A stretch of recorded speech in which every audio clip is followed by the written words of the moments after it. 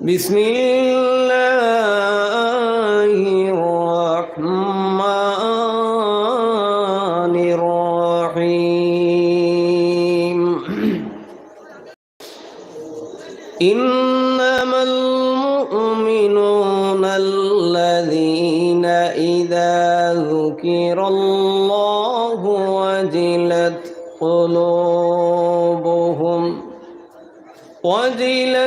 قلوبهم وإذا تليت عليهم آياته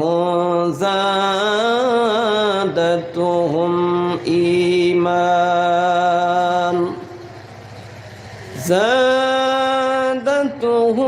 إيمانا وعلى ربهم يتوكلون.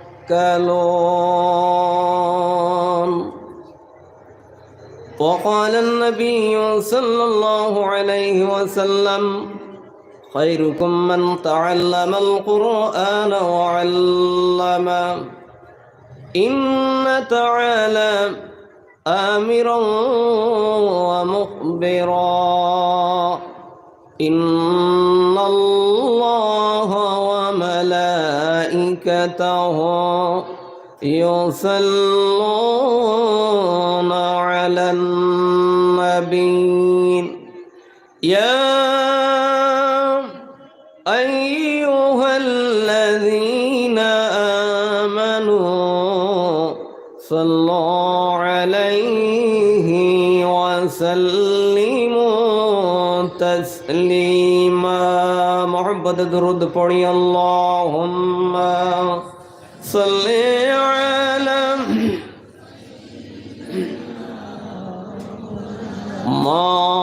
مولانا محمد وعلى آله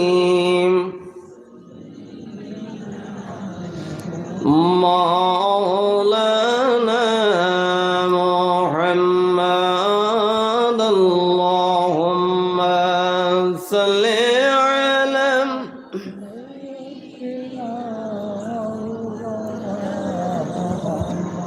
وعلى آل سيدنا مولانا محمد رحمت نبی امرار برکت تیری خزینہ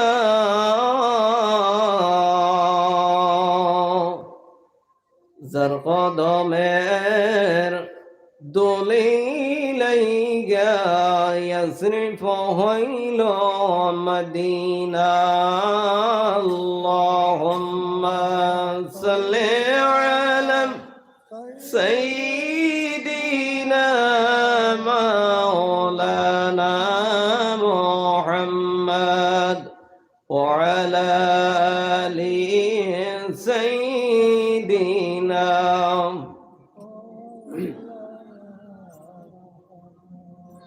এ দুনিয়ায় আমরা সবাই কবরেরই প্যাসেঞ্জার।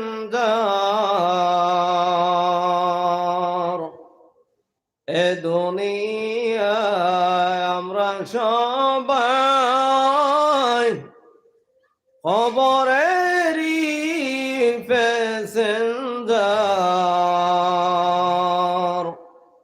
কেউ বা আগে কেউ বা পিছে যাইতে হবে গোরস্তান আল্লাহুম্মা সাল্লি আলা সাইয়্যিদিনা মাওলানা মুহাম্মদ ওয়া আলা আলি সাইয়্যিদিনা مولانا رحمتری نبی امرار برقدری خزینہ যার কদমের দলিলাইগা ইয়াসরিফ হইল মদিনা আল্লাহুম্মা সাল্লি আলা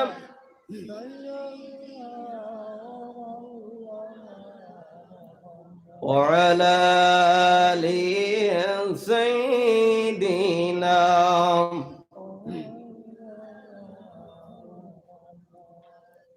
আল্লাহর নাম লইতে অন্তর কি ভয় আছে?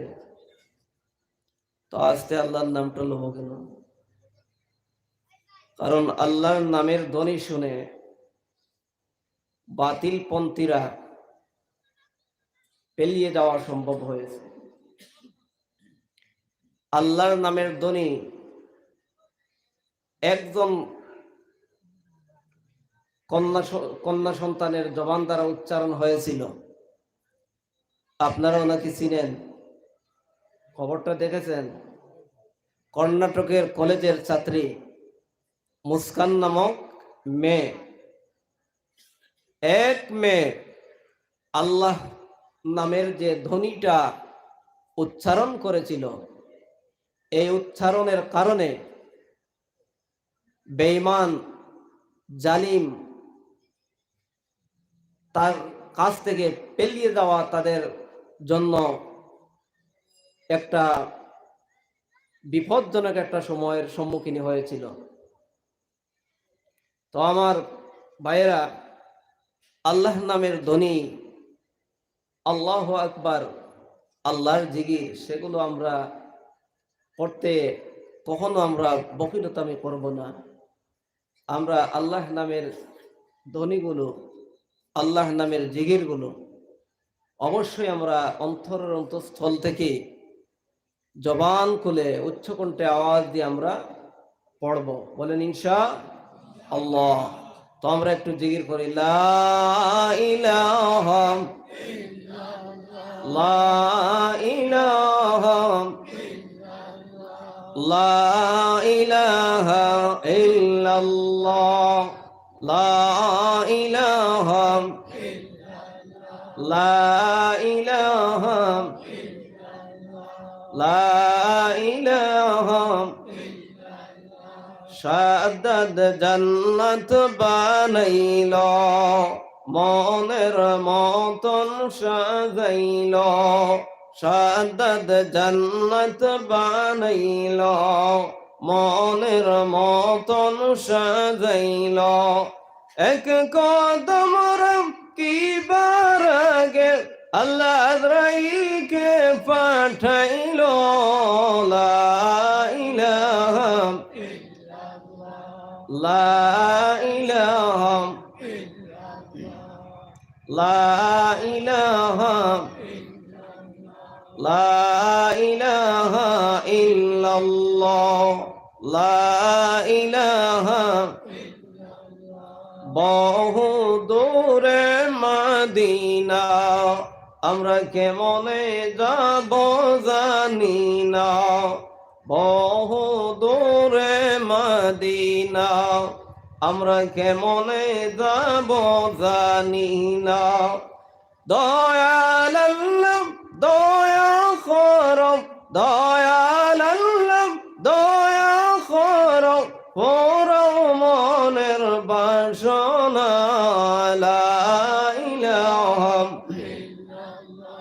লা ইলাহা ইল্লাল্লাহ লা ইলাহা লা ইলাহা ইল্লাল্লাহ মুহাম্মাদুর রাসূলুল্লাহ সাল্লাল্লাহু আলাইহি ওয়াসাল্লাম।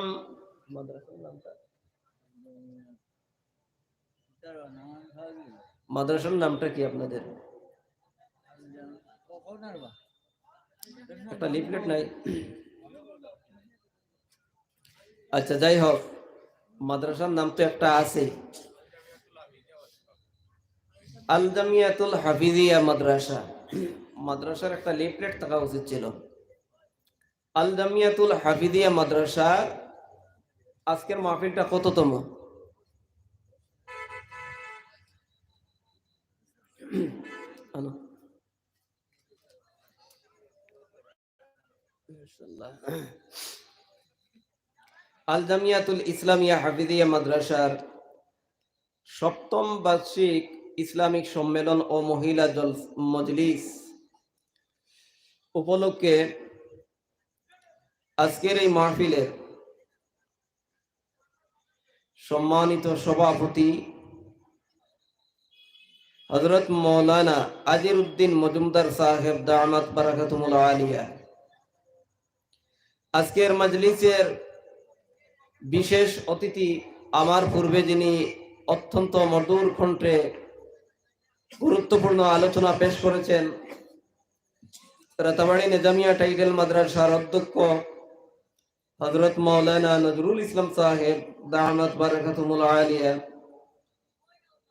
আরো বিশিষ্ট উলামায়ে কেরাম, আমার সামনে বসা মুরব্বিয়ানে আযম, যুবক ভাইয়েরা, বাড়িনগরের পর্দানিশীন শ্রদ্ধেয় মা ও বোনেরা,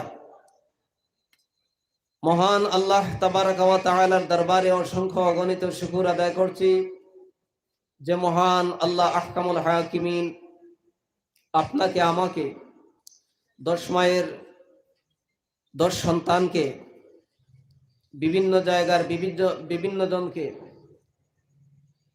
একই জায়গা মাদ্রাসার সামনে আল্লাহ তাআলা বলেন, যেই জায়গার মধ্যে কোরআন সুন্নাহর আলোচনা হয়, এই জায়গাটা যতক্ষণ পর্যন্ত আলোচনা চলাকালীন অবস্থায় এই জায়গাটা হয় জান্নাতের বাগান। কথা বলেন ঠিক কিনা? একটু জোরে বলেন সুবহানাল্লাহ। এই জান্নাতের বাগানে আসার মতন, বসার মতন তৌফিকটুকুন দিলেন। দুনিয়ার সমস্ত সমস্যা থেকে সমাধান রেখে, শরীরকে সুস্থ রেখে, বিভিন্ন পেরেশানিকে দূর করে মহান আল্লাহ আহকামুল হাকিমিন আপনাকে আমাকে আসার মতন, বসার মতন, কোরআন সুন্নাহর আলোচনা শোনার মতন যে তৌফিকটুকুন দিলেন, তাতে আপনারা খুশি না বেজার? আপনারা খুশি না গোটা এলাকার মানুষ খুশি? সেটা বাস্তব হবে না। গোটা এলাকার মানুষ যদি খুশি হতো তাহলে সবাই প্যান্ডেলের ভিতরে আসতো। কথা বলেন ঠিক কিনা? আচ্ছা, যদি এই জায়গার মধ্যে একটা গরু জবাই করে সবাইকে দাওয়াত দেওয়া হতো, তালবাটি নিয়ে আপনার শিশু থেকে একদম বৃদ্ধ পর্যন্ত সবাই চলে আসতো, ঠিক কিনা বেটি? একজন আরেকজনকে ধাক্কার অবস্থা এমন হতো, দুর্বল যিনি উনি পড়ে যেত। কথা বলেন ঠিক কিনা? বা যদি এলাকায় একটা যাত্রা মঞ্চ তৈরি হতো, আর যদি দুনিয়ার বেলজ্জা বেহায়া আপনার নায়ক নায়িকা মঞ্চে উঠে যদি মঞ্চে গান শুরু করতো, তাহলে আপনারা বলেন তো এই জায়গায় যা মানুষ তার চাইতে বেশি হতো না কম হইতো? বেশি হতো। কারণ মহান আল্লাহ আহকামুল হাকিমিন আপনাকে আমাকে এই এত বড় সুযোগ দেওয়ার পর আমরা অনেক বাড়িঘরের মধ্যে বসে আছি, অনেক যার যার বিভিন্ন কাজ নিয়ে ব্যস্ত, অনেক মানুষ দোকানপাটে অযথা সময়কে নষ্ট করতেছি। আপনার আমার হয়তো জীবনের শেষ ওয়াজ মাহফিল হতে পারে, আর এই মাহফিলে এসে আপনি আমি যদি একটি কথা স্মরণ রেখে এই কথার উপর যদি আমল করতে পারি, হয়তো আপনার আমার জন্য এই আমলটা হবে নাজাতের উসিলা। কথা বলেন ঠিক কিনা? তো আমি অনুরোধ করবো, এখনো যে সকল ভাই দোকানপাটে, বাড়ি ঘরে, রাস্তাঘাটে আছেন, সময়টাকে নষ্ট না করে আপনারা তাড়াতাড়ি প্যান্ডেলের ভিতরে তশরিফ নিয়ে আসার জন্য। কারণ দোকানপাটে বসে থাকা অবস্থায় আপনার কোনো সওয়াব হবে না। এই জায়গার মধ্যে যদি বসেন, নবী আলাইহিস সালাতু ওয়াস সালাম বলেন, এই জায়গাটা যতক্ষণ পর্যন্ত বসবেন ততক্ষণ পর্যন্ত এই জায়গার মধ্যে আপনি একটা জান্নাতের বাগানে বসবেন। যতক্ষণ পর্যন্ত আপনার আলিমদের মুখ দিয়ে, আলিমদের জবান দ্বারা কথাগুলা শুনবেন, আলিমদের জবানের চেহারার দিকে যতক্ষণ পর্যন্ত তাকিয়ে থাকবেন, ততক্ষণ পর্যন্ত আপনার সগীরা গুনাহগুলো ধরে ধরে পড়তে থাকবে। বলেন সুবহানাল্লাহ। তো আমার ভাই, ভূমিকায় আমি সময় নষ্ট না করে আমার মূল আলোচনার মধ্যে আমি চলে যাই। মহান আল্লাহ আহকামুল হাকিমিনের পাঠানো মহাগ্রন্থ আল কোরআনুল কারিমের 9 নম্বর পারার সূরা আনফালের 2 নম্বর আয়াত আপনাদের সামনে আমি তিলাওয়াত করেছি। মহানবী সাল্লাল্লাহু আলাইহি ওয়াসাল্লামের অসংখ্য অগণিত হাদিস থেকে আমি একখানা হাদিস আপনাদের সামনে পড়েছি। আল্লাহ তাবারাকা ওয়া তাআলা যাতে এই কোরআন সুন্নাহর এই আয়াতকে সামনে রেখে আপনাকে আমাকে দু চারটি কথা বলার মতন এবং শোনার মতন তৌফিকটুকুন দেন। ওয়ামা আলাইনা ইল্লাল বালাগ ওয়ামা তাওফীকি ইল্লা বিল্লাহ আলাইহি তাওয়াক্কালতু ওয়া ইলাইহি উনীব। সকলে বলেন আল্লাহুম্মা আমিন। তো আমার ভাইয়েরা, সর্বপ্রথম আল্লাহ আহকামুল হাকিমিন এই দুনিয়ার মধ্যে মহাগ্রন্থ আল কোরআনুল কারীম পাঠিয়েছেন। 30 পারা কোরআনুল কারীম। এই 30 পারা কোরআনুল কারীম কেন পাঠিয়েছেন আমরা একটু বুঝে নেই। এই 30 পারা কোরআনুল কারীম শিক্ষা দিলে এবং শিক্ষা নিলে লাভ কি হবে তাও আমরা একটু বুঝে নিব। সকলে বলি ইনশাআল্লাহ। এরপর আমরা যাব মহান আল্লাহ আহকামুল হাকিমিন আমাদেরকে দুনিয়ার মধ্যে কেন পাঠালেন, আমরা এই দুনিয়ার মধ্যে করণীয়টা কি, আমাদের করণীয়র পরে আমরা আমাদের লাভ কি হবে আমরা একটু বুঝে নিব। সকলেই মনোযোগ সহকারে বসবেন তো? সকলে বলি ইনশাআল্লাহ। তো মহান আল্লাহ রাব্বুল আলামিন এই দুনিয়ার জমিনে আপনার আমার সামনে মহাগ্রন্থ আল কোরআন 30 পারা মহাগ্রন্থ আল কোরআন নবী মুহাম্মদুর রাসূলুল্লাহ সাল্লাল্লাহু আলাইহি ওয়াসাল্লামের উপর নাজিল করেছেন। আর সেই নবীজির উম্মত হিসাবে এই মহাগ্রন্থ আল কোরআনুল কারীম আমরা পেয়েছি।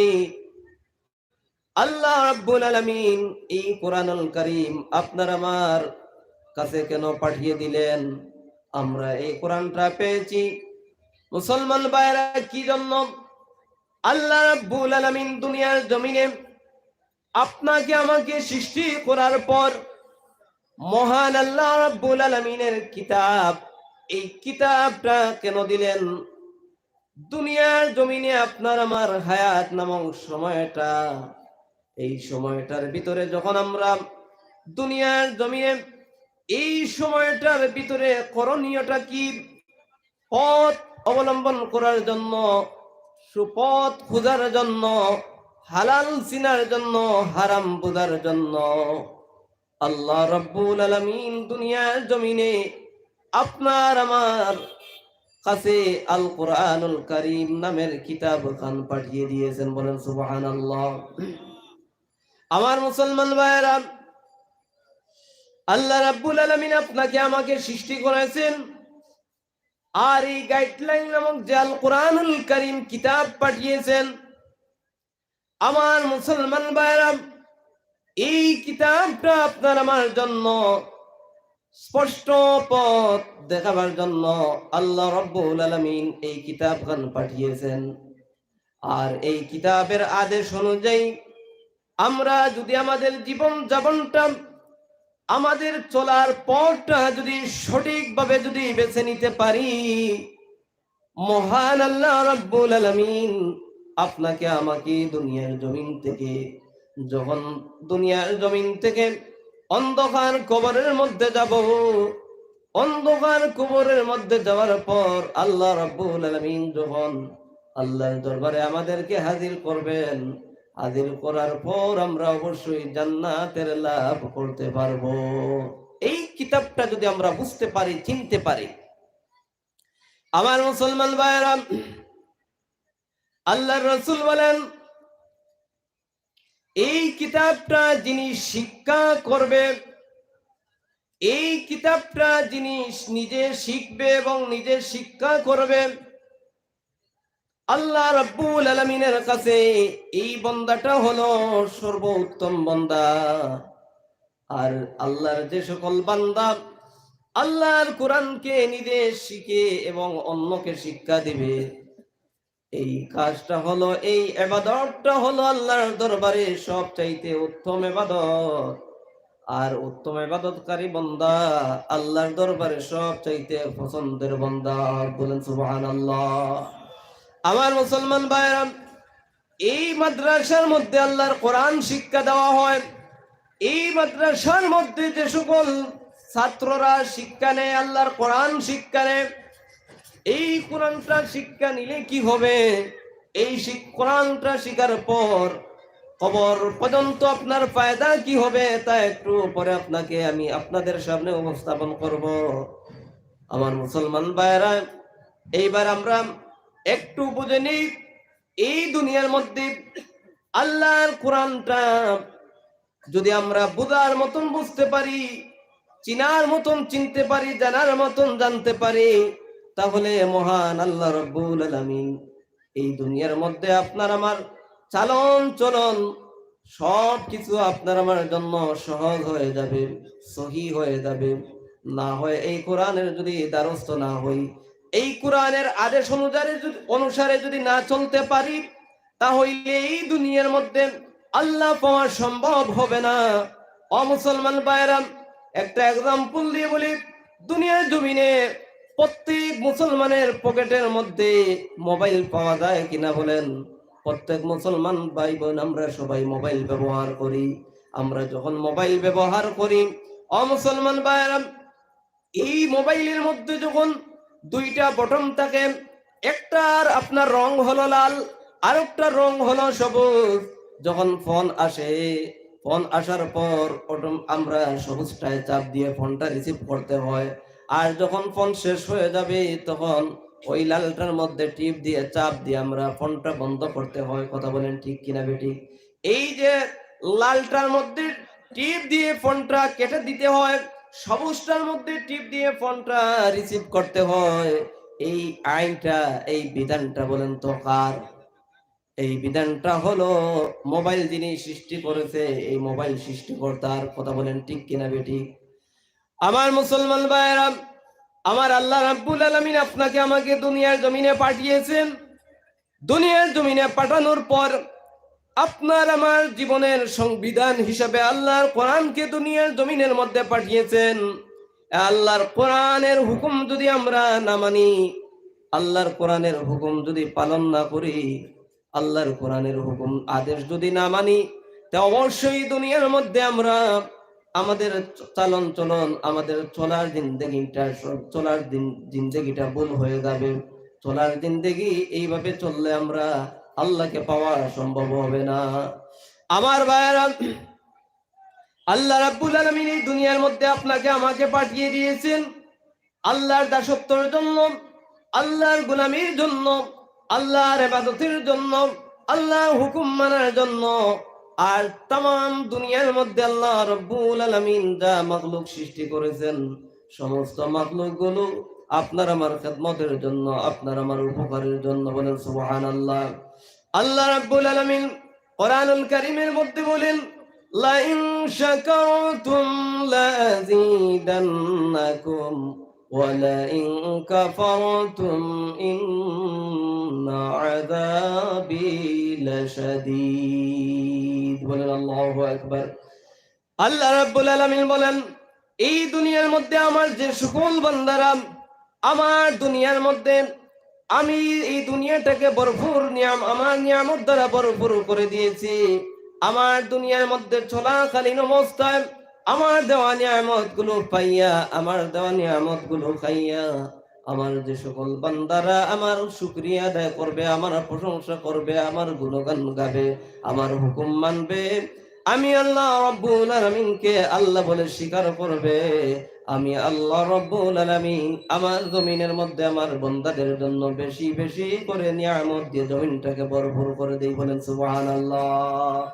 আমার মুসলমান ভাইরা, আর এই দুনিয়ার জমিনে আমার যে সকল বান্দারা আমার দেওয়া নিয়ামত পাইয়া, আমার দেওয়া নিয়ামত পাইয়া, আমার যে সকল বান্দারা আমার সাথে নিমুখ হারামি করবে, আমার শুকরিয়া আদায় করবে না, আমার প্রশংসা আদায় করবে না, আমার হুকুম মানবে না, আমার গোলামি করবে না, আমার সাথে নিমুখ হারামি করবে, এই সকল বান্দাদের কাছ থেকে আমার জমিন থেকে নিয়ামত গুলো ছিনিয়ে নিয়ে দেয়। বলেন নাউযুবিল্লাহ।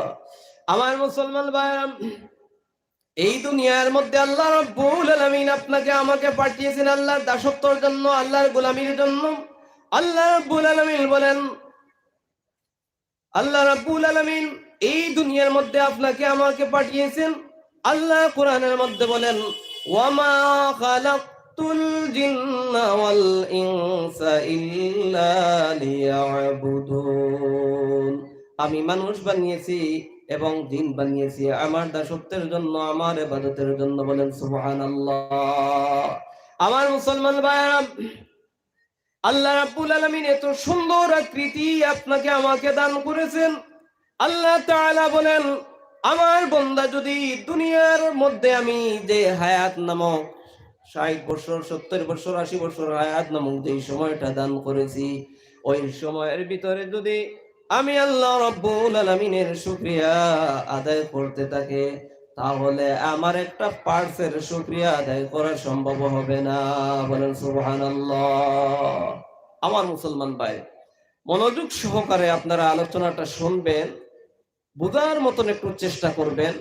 কারণ বাড়ি করে যখন আপনারা ফিরে যাবেন, আমাদের বিভিন্ন জায়গায় দেখা যায় ওয়াজ মাহফিলে যখন মানুষ আসে, আসার পর ওয়াজ মাহফিল থেকে যখন বাড়ির মধ্যে যায়, যাওয়ার সময় হয় এক পোটলা এক প্যাকেট জিলাপি, নতুবা আপনার কিছু বিস্কিট বাস্কিট, কিছু আপনার কইটই, এগুলা নিয়ে বাড়ির মধ্যে যাওয়া হয়। কথা বলেন ঠিক কিনা?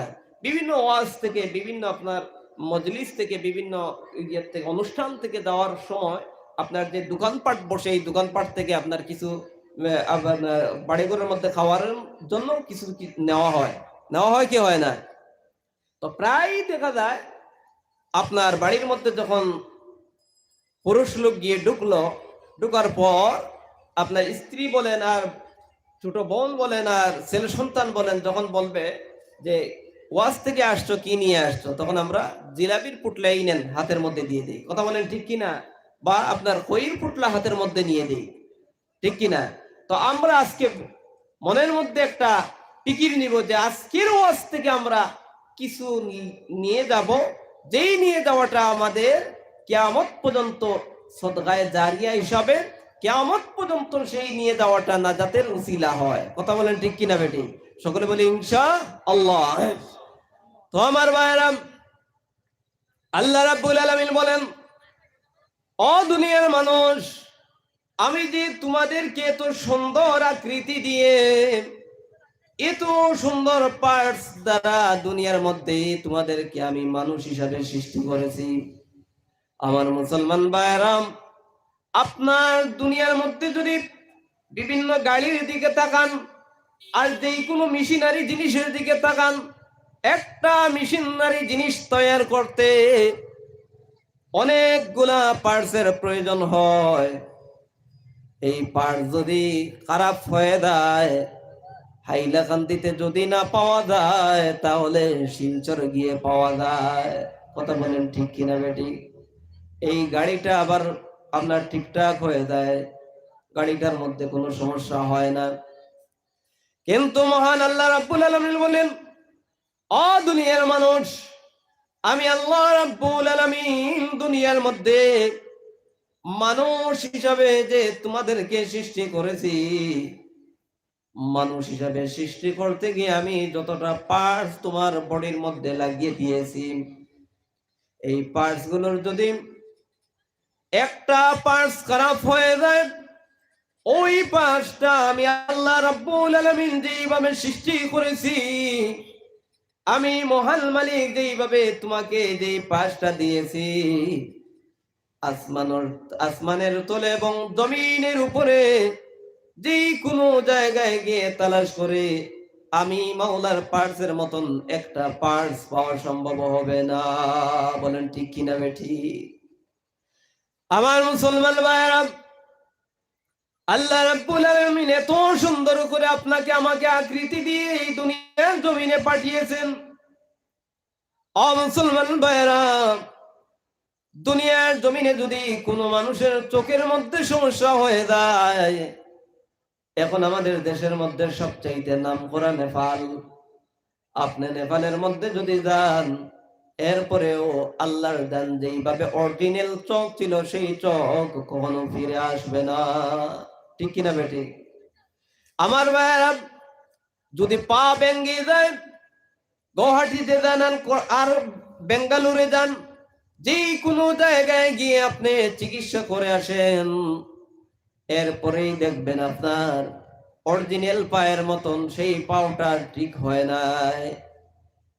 মুসলমান ভাইয়েরা, তেমনি ভাবে আপনার অঙ্গ প্রত্যঙ্গটা দুনিয়ার এমন কোন জায়গায় আপনি হাজারবার চেষ্টার পর তালাশ করে পাবেন না। আমার আল্লাহ রাব্বুল আলামিন যেইভাবে দুনিয়ার জমিনে আপনাকে আমাকে সৃষ্টি করেছেন, এই দুনিয়ার মধ্যে প্রত্যেক সৃষ্টিকর্তার একটা লক্ষ্য উদ্দেশ্য রয়। আমার মহান মালিকের লক্ষ্য উদ্দেশ্য হলো বান্দা আমার গোলামি করবে। আর আমি দুনিয়ার জমিনে যা মাখলুক সৃষ্টি করেছি, আমার বান্দার উপকারের জন্য আমি মাখলুক গুলো সৃষ্টি করেছি। এই তামাম দুনিয়ার মধ্যে যদি আমি আল্লাহ রাব্বুল আলামিন যা নিয়ামত দিয়েছি, আম, কাঁঠাল, আনারস, শসা, বেগুন, আলু, মূলা, পেঁয়াজ, ফুলকপি, বাঁধাকপি, এইভাবে যদি মুসলমান ভাইয়েরা আমার গণনা করে আল্লাহর কোন বান্দা, আল্লাহ রাব্বুল আলামিন বলেন, বান্দারে তুমি গনতে গনতে গনতে গনতে 80 বছর পর্যন্ত যে তোমার হায়াত দিয়েছি, 80 বছর হায়াত পার হয়ে যাবে, কিন্তু আমি আল্লাহ রাব্বুল আলামিন দুনিয়ার জমিনে যা নিয়ামত দিয়েছি, প্রত্যেকটা নিয়ামতের নাম গণনা করতে করতে তোমার হায়াত নামক সময় শেষ হয়ে যাবে, কিন্তু নিয়ামত গণনা শেষ হবে না। বলেন সুবহানাল্লাহ। আমার মুসলমান ভাইরা, আল্লাহ রাব্বুল আলামিন বলেন, বান্দারে এই নিয়ামত গুলো দেওয়া আর দুনিয়ার জমিনে তোমাকে আমি আল্লাহ রাব্বুল আলামিন হায়াত নামক সময়টা দেওয়া, সমস্ত আমার উদ্দেশ্য হলো দুনিয়ার জমিনে রে বান্দা তুমি আমার গোলামি করবা, আমার ইবাদত করবা। আর হায়াত নামক যেই সময়টা তোমাকে আমি আল্লাহ রাব্বুল আলামিন দান করেছি, ওই হায়াত নামক সময়ের ভিতরে তোমার কাছ থেকে, তোমাদের কাছ থেকে আমি পরীক্ষা নেব। এই পরীক্ষাটা কিভাবে নিব? ও মুসলমান ভাইরা, আল্লাহ রাব্বুল আলামিন এই পরীক্ষাটা নিবেন। আল্লাহ বলেন, তোমাদের কাছ থেকে আমি পরীক্ষা নিব, আমলের পরীক্ষা। তোমাদের কাছ থেকে আমি পরীক্ষা নিব ইমানের পরীক্ষা। ইমান কতটুকু আমি আল্লাহর প্রতি মজবুত আছে, ইমান কতটুকু আমি আল্লাহর প্রতি আছে, তোমার অন্তরের মধ্যে আমি আল্লাহর প্রতি কতটুকু তাকওয়া আছে, সেটা আমি পরীক্ষা নেব। এই পরীক্ষাটা দুনিয়ার জমিনে আল্লাহ রাব্বুল আলামিন কিভাবে নিবেন? ও মুসলমান ভাইরা, এই পরীক্ষাটা আমার আল্লাহ রাব্বুল আলামিন নিবেন আপনাকে ইবাদতের মাধ্যম দিয়ে। আপনি নামাজের মধ্যে দাঁড়িয়েছেন, নামাজটা কিভাবে আদায় করবেন? এই নামাজের মধ্যে দাঁড়ানোর পর আপনার অন্তরের মধ্যে আল্লাহর প্রতি তাকওয়া আছে কিনা, আল্লাহকে রাজি খুশি করার উদ্দেশ্যে আপনি নামাজের মধ্যে দাঁড়িয়েছেন কিনা, সেটা আমার আল্লাহ রাব্বুল আলামিন আপনার অন্তরের খবর জানেন। আল্লাহ রাব্বুল আলামিন আপনার অন্তরের খবর দেখেন। আল্লাহ রাব্বুল আলামিন, আপনি সিজদার মধ্যে গেছেন, সিজদার মধ্যে গিয়ে যখন সুবহানা রাব্বিয়াল আলা বলেছেন জবান দ্বারা, আল্লাহ সেও খবর জানে এই সুবহানা রাব্বিয়াল আলা আমি আল্লাহকে সন্তুষ্টির জন্য বলতেছো কিনা। রুকুর মধ্যে যখন যাবেন, রুকুর মধ্যে গিয়ে সুবহানা রাব্বিয়াল আযীম যখন বলেন, এই সুবহানা রাব্বিয়াল আযীমটা আমি আল্লাহর জন্য বলতেছেন কিনা।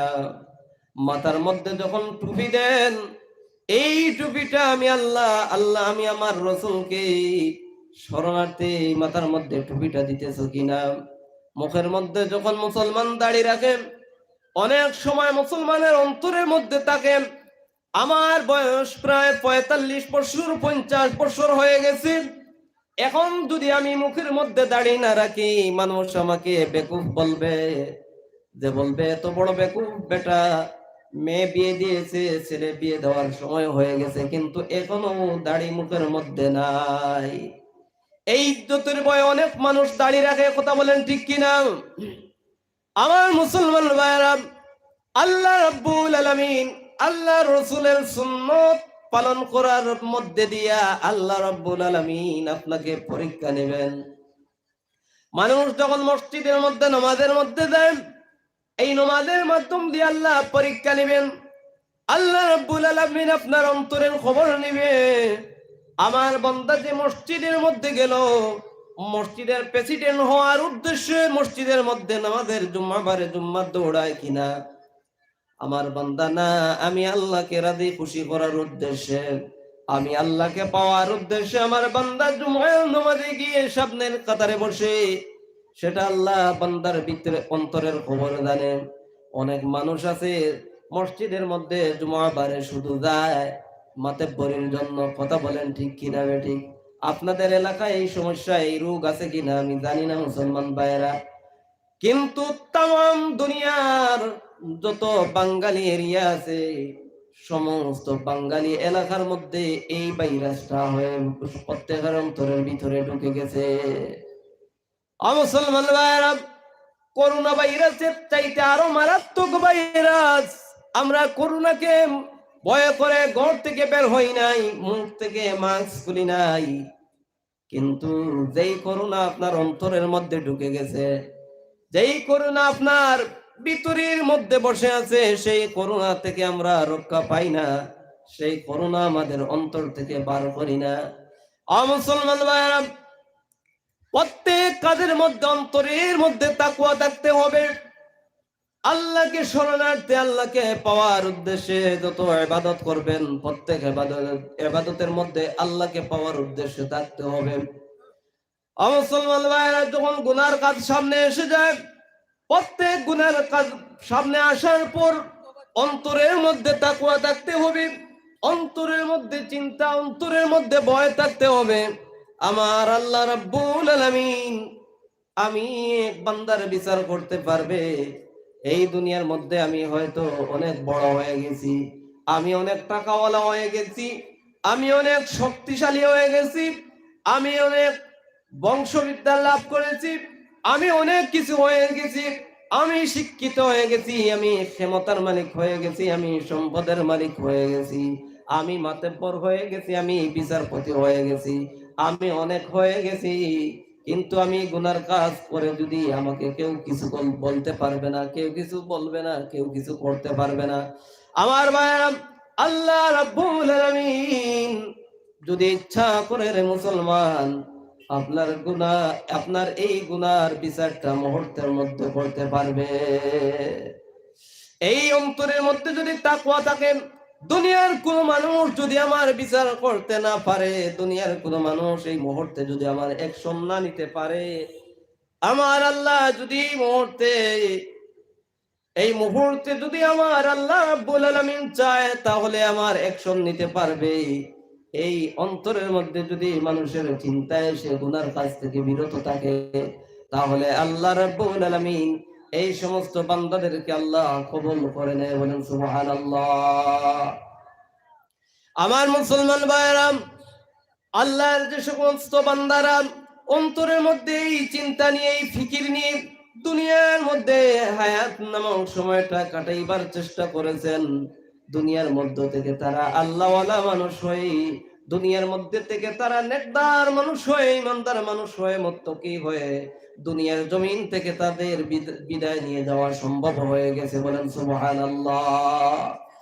মুসলমান ভাইরা, অন্তরের মধ্যে ঈমান মজবুত করতে হলে এই তামাম দুনিয়ার মধ্যে যা কিছু আছে সমস্তর প্রতি একবার চিন্তা নিতে হবে, ফিকির নিতে হবে। এই দুনিয়ার মধ্যে আল্লাহ রাব্বুল আলামিন আমাকে গাড়ির মালিক বানিয়েছেন, আমাকে বাড়ির মালিক বানিয়েছেন, আমাকে টাকার মালিক বানিয়েছেন, আমাকে অনেক কিছু বানিয়েছেন।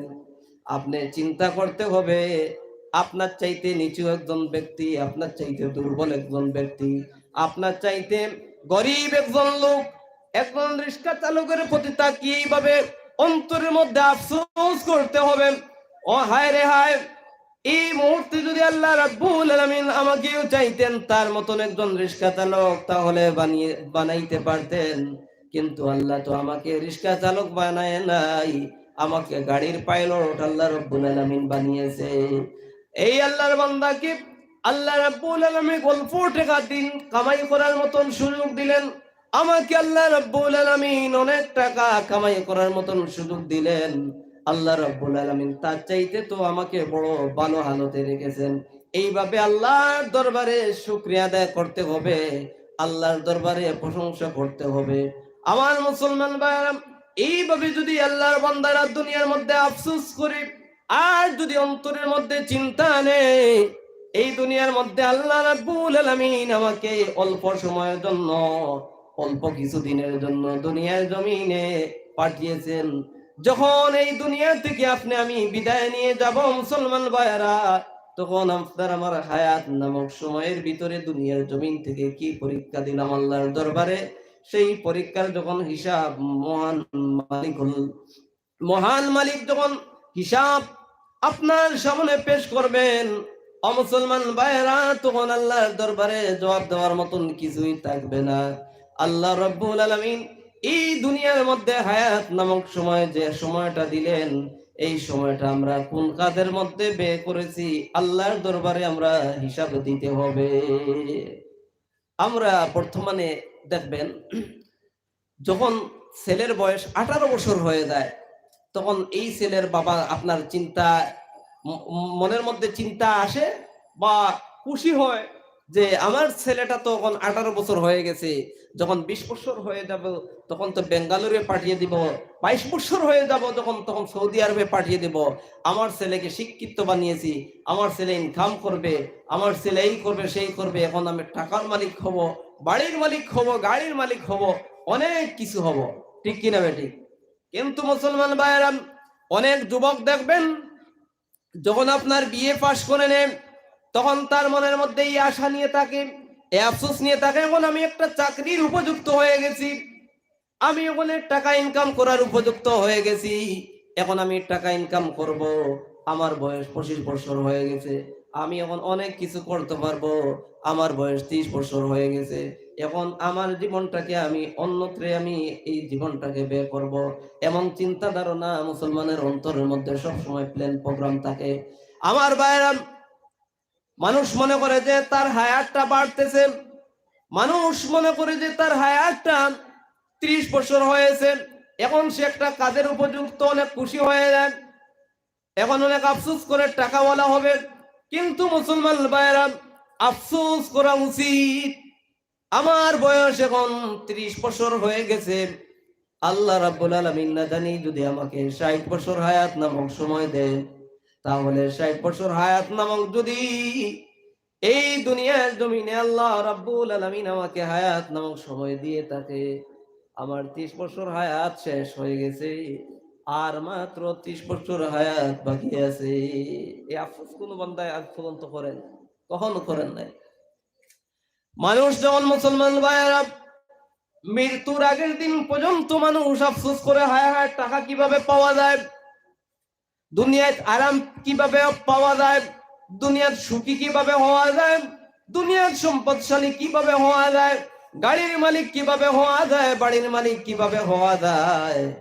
একবার মানুষের মধ্যে এই চিন্তা চেতনা আসে নাই যে জান্নাতের মালিক কিভাবে হওয়া যায়, জান্নাতে কিভাবে দেওয়া যায়, জাহান্নাম থেকে কিভাবে বাঁচা যায়, কবরের আযাব থেকে কিভাবে বাঁচা যায়, জাহান্নাম থেকে কিভাবে রক্ষা পাওয়া যায়, আল্লাহর দরবারে কিভাবে এই দুনিয়ার হায়াত নামক সময়ের হিসাবটা দেওয়া যায়, এই আফসোস যদি মুসলমানের অন্তরের মধ্যে থাকতো, তাহলে মুসলমান দুনিয়ার জমিন থেকে আল্লাহওয়ালা মানুষ হয়ে যেত। বলেন সুবহানাল্লাহ। এই আফসোস করা দরকার। মুসলমান ভাইরা, যখন এই দুনিয়া থেকে বিদায় নিয়ে চলে যাব রে মুসলমান, এই দুনিয়ার জমিন থেকে যখন বিদায় নিয়ে যাব, তখন আল্লাহর দরবারে আফসোস করে আর কোনো লাভ হবে না, আল্লাহর দরবারে তখন আর আফসোস করে লাভ হবে না। যখন গিয়ে আফসোস এইভাবে করবো, আল্লাহ দুনিয়ার জমিনে যদি হায়াত নামক সময়ের কোনো সীমা না জানতাম, দুনিয়ার জমিনে যদি বুঝতে পারতাম রব্বুল আলামিন এই মুহূর্তে আমার মৃত্যু হয়ে যাবে, তাহলে এই মৃত্যুর আগ পর্যন্ত আমার আমলকে আমি সংশোধন করে দুনিয়ার জমিন থেকে চলে আসতাম। ও মুসলমান ভাইরা, তখন আল্লাহ রাব্বুল আলামিন বলবেন, বান্দারে ও বান্দা, দুনিয়ার জমিনে আমি তোমার হায়াত নামক সময়ের ভিতরে বারবার আমি সিগন্যাল দিতে থাকলাম, তোমার হায়াত নামক সময়ের ভিতরে আমি নোটিশ দিলাম, তোমার হায়াত নামক সময়ের ভিতরে দুনিয়ার জমিনে রে বান্দা তোমাকে আমি মেসেজ দিলাম, তুমি আমার একটা মেসেজ গ্রহণ করো নাই, তুমি আমার একটা নোটিশ গ্রহণ করো নাই, তুমি আমার একটা সিগন্যাল বুঝো নাই। তখন আফসোস করবো রে মুসলমান, আল্লাহ এমন সিগন্যাল তো কখনো বুঝতে পারি নাই, আল্লাহ এমন কোন সিগন্যাল আপনি দুনিয়ার জমিনে দিলেন? আল্লাহ বলবেন, বান্দারে দুনিয়ার জমিনে তোমার কালো চুল থেকে যখন সাদা চুল মাথার মধ্যে বানিয়ে নিলাম, বান্দারে দুনিয়ার জমিনে যখন তোমার কালো দাড়ি আমি সাদা দাড়ি বানাইলাম, এর মধ্যে আমি আল্লাহ রাব্বুল আলামিন তোমাকে সিগন্যাল দিলাম, তাও তুমি বুঝতে পারো নাই। বান্দারে তোমার শরীরের মধ্যে আমি আল্লাহ রাব্বুল আলামিন তোমার বডির মধ্যে যে জোয়ানকি দিয়েছিলাম, এই জোয়ানকি থেকে যখন তোমার এই শক্তিটাকে আমি মাইনাস করে তোমাকে আমি দুর্বল বানিয়ে নিলাম, তার মধ্যে দিয়ে আমি সিগন্যাল দিয়ে দিলাম। আল্লাহ রাব্বুল আলামিন ও মুসলমান ভাইরা এইভাবে সিগন্যাল দিতে থাকেন, এইভাবে সতর্কবাণী পৌঁছাইতে থাকেন। আমরা বুঝতে হবে রে মুসলমান, আল্লাহর যে সকল বান্দা আগে যেভাবে চৌকে দেখতাম, এরপর এই চৌকের পাওয়ারটা যখন কমে গেল, বুঝতে হবে আপনার আমার হায়াত নামক সময়টা কমে যাচ্ছে।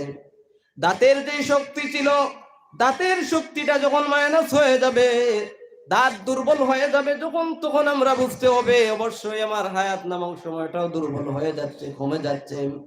শরীরের মধ্যে যখন তাকত কমে যাবে, শরীরের মধ্যে যখন জোয়ানকি চলে যাবে, তখন বুঝতে হবে আমার হায়াত নামক সময়টা কমে যাচ্ছে। কিন্তু মুসলমান আফসোস করে নাই, মুসলমানের হায়াত নামক সময় শেষ হয়ে যাচ্ছে, কিন্তু আফসোস করে নাই। আফসোস করে কেন ধনী হলাম না, কেন গাড়ির মালিক হলাম না, কিভাবে গাড়ির মালিক হওয়া যায়, কিভাবে বাড়ির মালিক হওয়া যায়, আফসোস মনের মধ্যে নিয়ে দুনিয়ার জমিনে ও সময়টা কাটিয়ে দিয়েছি। আমার মুসলমান ভাইয়েরা, এই আফসোস যাদের অন্তরের মধ্যে এসেছে, তারা অবশ্যই দুনিয়ার মধ্য থেকে আল্লাহর প্রেমিক বান্দা হয়ে, আল্লাহওয়ালা মানুষ হয়ে দুনিয়ার জমিন থেকে তারা বিদায় নিয়ে গেছে। আল্লাহর ওলিদের ইতিহাস খুঁজলে পাওয়া যায়, আল্লাহর একজন ওলি ছিলেন হযরতে সুলতান মাহমুদ গজনবী রহমাতুল্লাহি তাআলা আলাইহি, যিনি গজনবী শরীফের মুসান্নিফ ছিলেন। হযরতে বাদশাহ সুলতান মাহমুদ গজনবী রহমাতুল্লাহি তাআলা আলাইহি, ওনার ইতিহাস খুঁজলে পাওয়া যায়। আমার ভাইরা মনোযোগ সহকারে শুনবেন। হযরতে সুলতান মাহমুদ গজনবী রহমাতুল্লাহ আলাইহি জমানার একজন আল্লাহর মুজাদ্দিদ ওলি ছিলেন। উনি আবার একটা রাজ্যের প্রেসিডেন্টও ছিলেন। বলে সুবহানাল্লাহ। আমরা তখন নেতা বেতা বানাই, যে নামাজ পড়ে না, সব সময় মিথ্যা কাজের সঙ্গে জড়িত থাকে, সব সময় গুনাহ কাজের মধ্যে লিপ্ত থাকে, যে জুলুম করে, অন্যায় করে, বেবিচার করে সমাজটাকে আপনার অন্ধকারের পথে নিয়ে যায়, এই সমস্ত মানুষদেরকে আমরা নেতা বানাই। কথা বলেন ঠিক কিনা? কিন্তু আমাদের যুগ পরিবর্তন হয়ে গেছে, এই জন্য এই বর্তমান দুনিয়ার মধ্যে অশান্তি চলে আসছে। আগের যুগে আল্লাহওয়ালা বান্দা যিনি, তিনি হতেন দেশের প্রেসিডেন্ট, তিনি হতেন দেশের বাদশাহ। হযরতে বাদশাহ সুলতান মাহমুদ গজনবী রহমাতুল্লাহি তাআলা আলাইহি ছিলেন আল্লাহর মুজাদ্দিদ একজন ওলি। তো সুলতান মাহমুদ গজনবী উনি একদিন আপনার রাতের গভীরে এইভাবে আপনার বিভিন্ন এলাকার মধ্যে উনি হাঁটতেছেন, আর খোঁজ নিচ্ছেন যে আমি আমার এই রাজত্বের ভিতরে, আমার এই এরিয়ার ভিতরে কোন মানুষ কি কোনো অসুবিধার মধ্যে আছে কিনা, একটু খোঁজ নেই। উনি যখন খোঁজ নিচ্ছেন, এখন তো ঘনবসতি বাড়ি হয়ে গেছে, তখন ঘর বাড়িগুলো ছিল কম, পাহাড় ছিল, উনি যখন এক রাস্তা দিয়ে গভীর রাতে যাচ্ছেন, যাওয়ার সময় দেখেন যে রাস্তার একটা তিন মুখা আছে। তিন মুখা বুঝেন তো? আমি জানি না কাছাড়ের ভাষায় তিন মুখাকে কি বলা হয়। যে তিনটা রাস্তার মুখ যেখানে এক হয়, এই তিনটা রাস্তার মুখকে আমাদের ত্রিপুরার ভাষায় বলে তিন মুখা। আপনারা কি বলেন? তিন মুখাই। তা তো ঠিকই আছে, আসাম এবং ত্রিপুরার মিল আছে। তো সুলতান মাহমুদ উনি যখন এই তিন মুখার মধ্যে গিয়ে পৌঁছলেন, পৌঁছার পর দেখেন প্রায় ৫-৬ জন মানুষ বসে আছে। এরা কিন্তু ডাকাত। উনি দেখেই চিনতে পারলেন যে এরা তো ডাকাত। তখন উনি এরা সামনে যখন হাজির হয়ে গেলেন, একদম দাঁড়িয়ে উঠিয়ে বলল, এই লোক, আপনার পরিচয়টা দেন, আপনি কে? এখন উনি চিন্তা করলেন যে আমি এখন কি পরিচয় দেব। আমি যদি বলি এখন সুলতান মাহমুদ, আমি এই দেশের একজন প্রেসিডেন্ট, এই রাজ্যের একজন প্রেসিডেন্ট, তাহলে তো আমাকে তারা হত্যা করে ফেলবে। আর আমি যদি বলি এখন না, আমি একজন ফকির লোক, বা আমি একজন গরিব, বা আমি একজন সাধারণ লোক, তাহলে তো মিথ্যা হয়ে যাবে। আমি যদি এইভাবেই পরিচয়টা না দেই তাহলে তো মিথ্যা হয়ে যাবে। তখন উনি চিন্তা করলেন যে মিথ্যাও যাতে না হয় আর তাদের থেকেও যাতে রক্ষা পাওয়া যায়।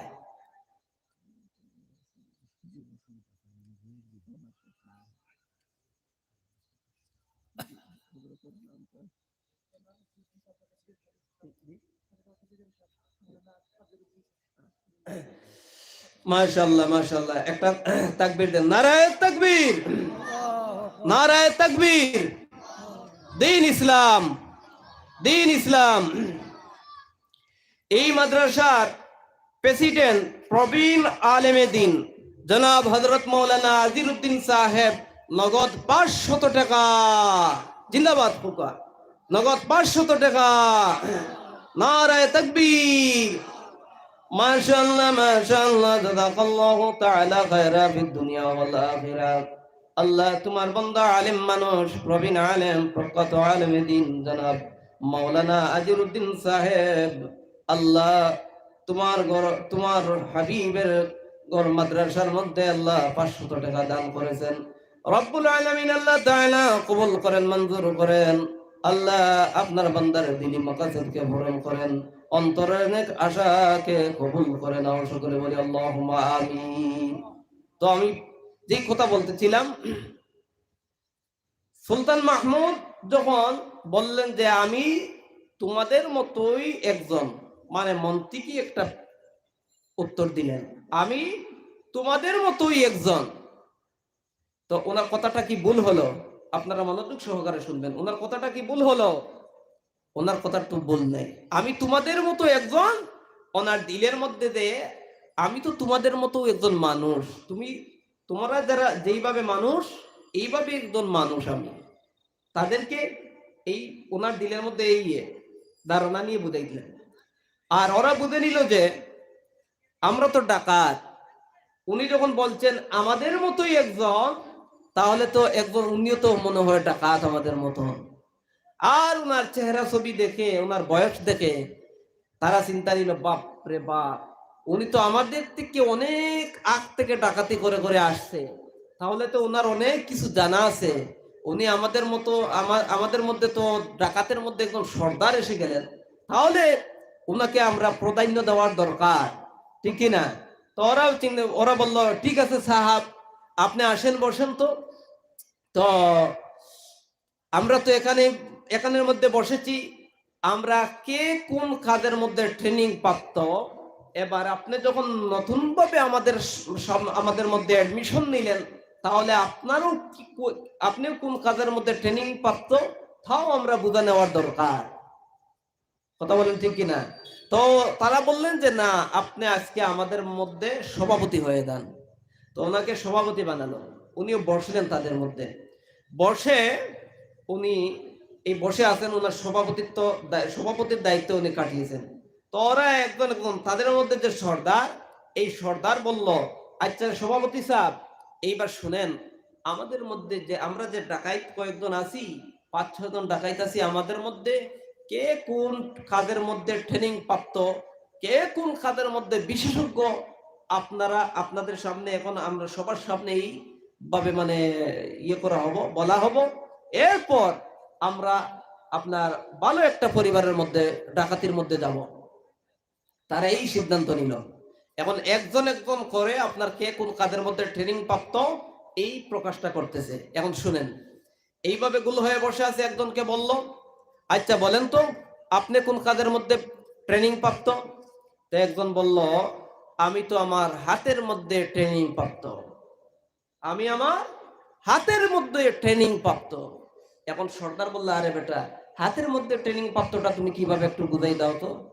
তো সে বলল, হাতের মধ্যে ট্রেনিং প্রাপ্ত মানে আমি যেই বাড়িতে আমরা ডাকাতিতে যাব, যাওয়ার পর এই তালার নিচে আমার বাম হাত রাখবো, আর উপরে ডান হাত দিয়ে এইভাবে যখন চাপ দিব তখন তালাটা খুলে যাবে, এই ট্রেনিং প্রাপ্ত আমি। তখন ডাকাতের সর্দার কয়, আরে বাবারে, তাহলে তো তোমার মতো একজন লোক নেওয়া দরকার। কারণ ডাকাতির মধ্যে ডাকাতির জন্য যখন যাব, যেই বাড়িতে ঢুকবো সেই বাড়িতেও তো দরজার তালা মারা থাকবে, সুকেস তালা মারা থাকবে, আলমিরা তালা মারা থাকবে। তখন তুমি যদি এই থালার উপর যদি ট্রেনিং প্রাপ্ত হও হাতের মাধ্যম দিয়া, তাহলে তো তোমার প্রয়োজন আছে, তুমি থাকো। সিদ্ধান্ত করে নিলেন উনি যাবে। আচ্ছা, আরেকজনকে যখন বলল, আচ্ছা তুমি কোন কাজের উপর ট্রেনিং প্রাপ্ত বলো তো। তো সে বলল, আমি আমার চোখের উপর ট্রেনিং প্রাপ্ত। তো উনি আবার বললেন, সর্দার বললেন, আরে বাবারে, চোখের উপর ট্রেনিং প্রাপ্তটা আবার কিভাবে? তো সে বলল, আমি চোখের উপর ট্রেনিং প্রাপ্ত এইভাবে যে অন্ধকারে যা দেখি দিনের বেলাও তা দেখি, দিনের বেলা যা দেখি রাতের আধারেও তা দেখি, সমান ভাবে দেখি। তো সর্দার সে বলল যে, আয় হায়, তো আরো ভালো। কারণ কোন বাড়ির মধ্যে যখন যাব, উনি যখন তালা খুলবে, সুকেসের ভিতর কোথায় সোনা, কোথায় টাকা, কোথায় কি আছে দেখার জন্য তো চোখ লাগবে। কথা বলেন ঠিক কিনা? দেখার জন্য চক্ষু লাগবে। তাহলে বাবা তোমার দরকার, তুমি থাকতে হবে। কারণ এই সময় যদি টর্চ লাইট জ্বালানো হয়, তো মালিক যদি আপনার সজাগ থাকে, তাহলে তো মালিক আলো দেখে নিবে, আলো দেখে নিবে, সমস্যায় পড়ে যাব। এই জন্য তুমি থাকতে হবে, তোমার প্রয়োজন। আরো জনকে দাঁড় করালো, বললো যে তুমি কোন কাজের উপর ট্রেনিং প্রাপ্ত বলো তো। সে বলল, আমি আমার পায়ের উপর ট্রেনিং প্রাপ্ত। বলে, আরে বাবা, পায়ের উপর আবার ট্রেনিং প্রাপ্তটা কিভাবে? বলে, পায়ের উপর ট্রেনিং প্রাপ্ত এইভাবে, আমি মাটির মধ্যে জমিনের মধ্যে এক পাও যদি দেই, 2 তলা যদি দালান হয়, তাহলে আমার বাম পাওটা বা ডাইন পাওটা আমি 2 তলার উপর দিতে পারি।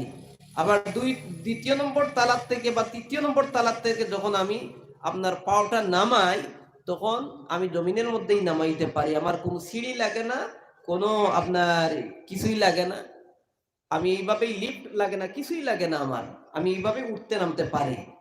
তো ডাকাতের সর্দার বললো, আচ্ছা ঠিক আছে, তাহলে তো তোমারই দরকার, তুমিও যেতে হবে। কারণ দুতলা কিভাবে আমরা চুরি করব? দুতলার মধ্যে এইভাবে তুমি উঠতে হবে আর এইভাবে তুমি নামতে হবে, তোমার ওই দরকার। এই সেও দাঁড়িয়ে গেল।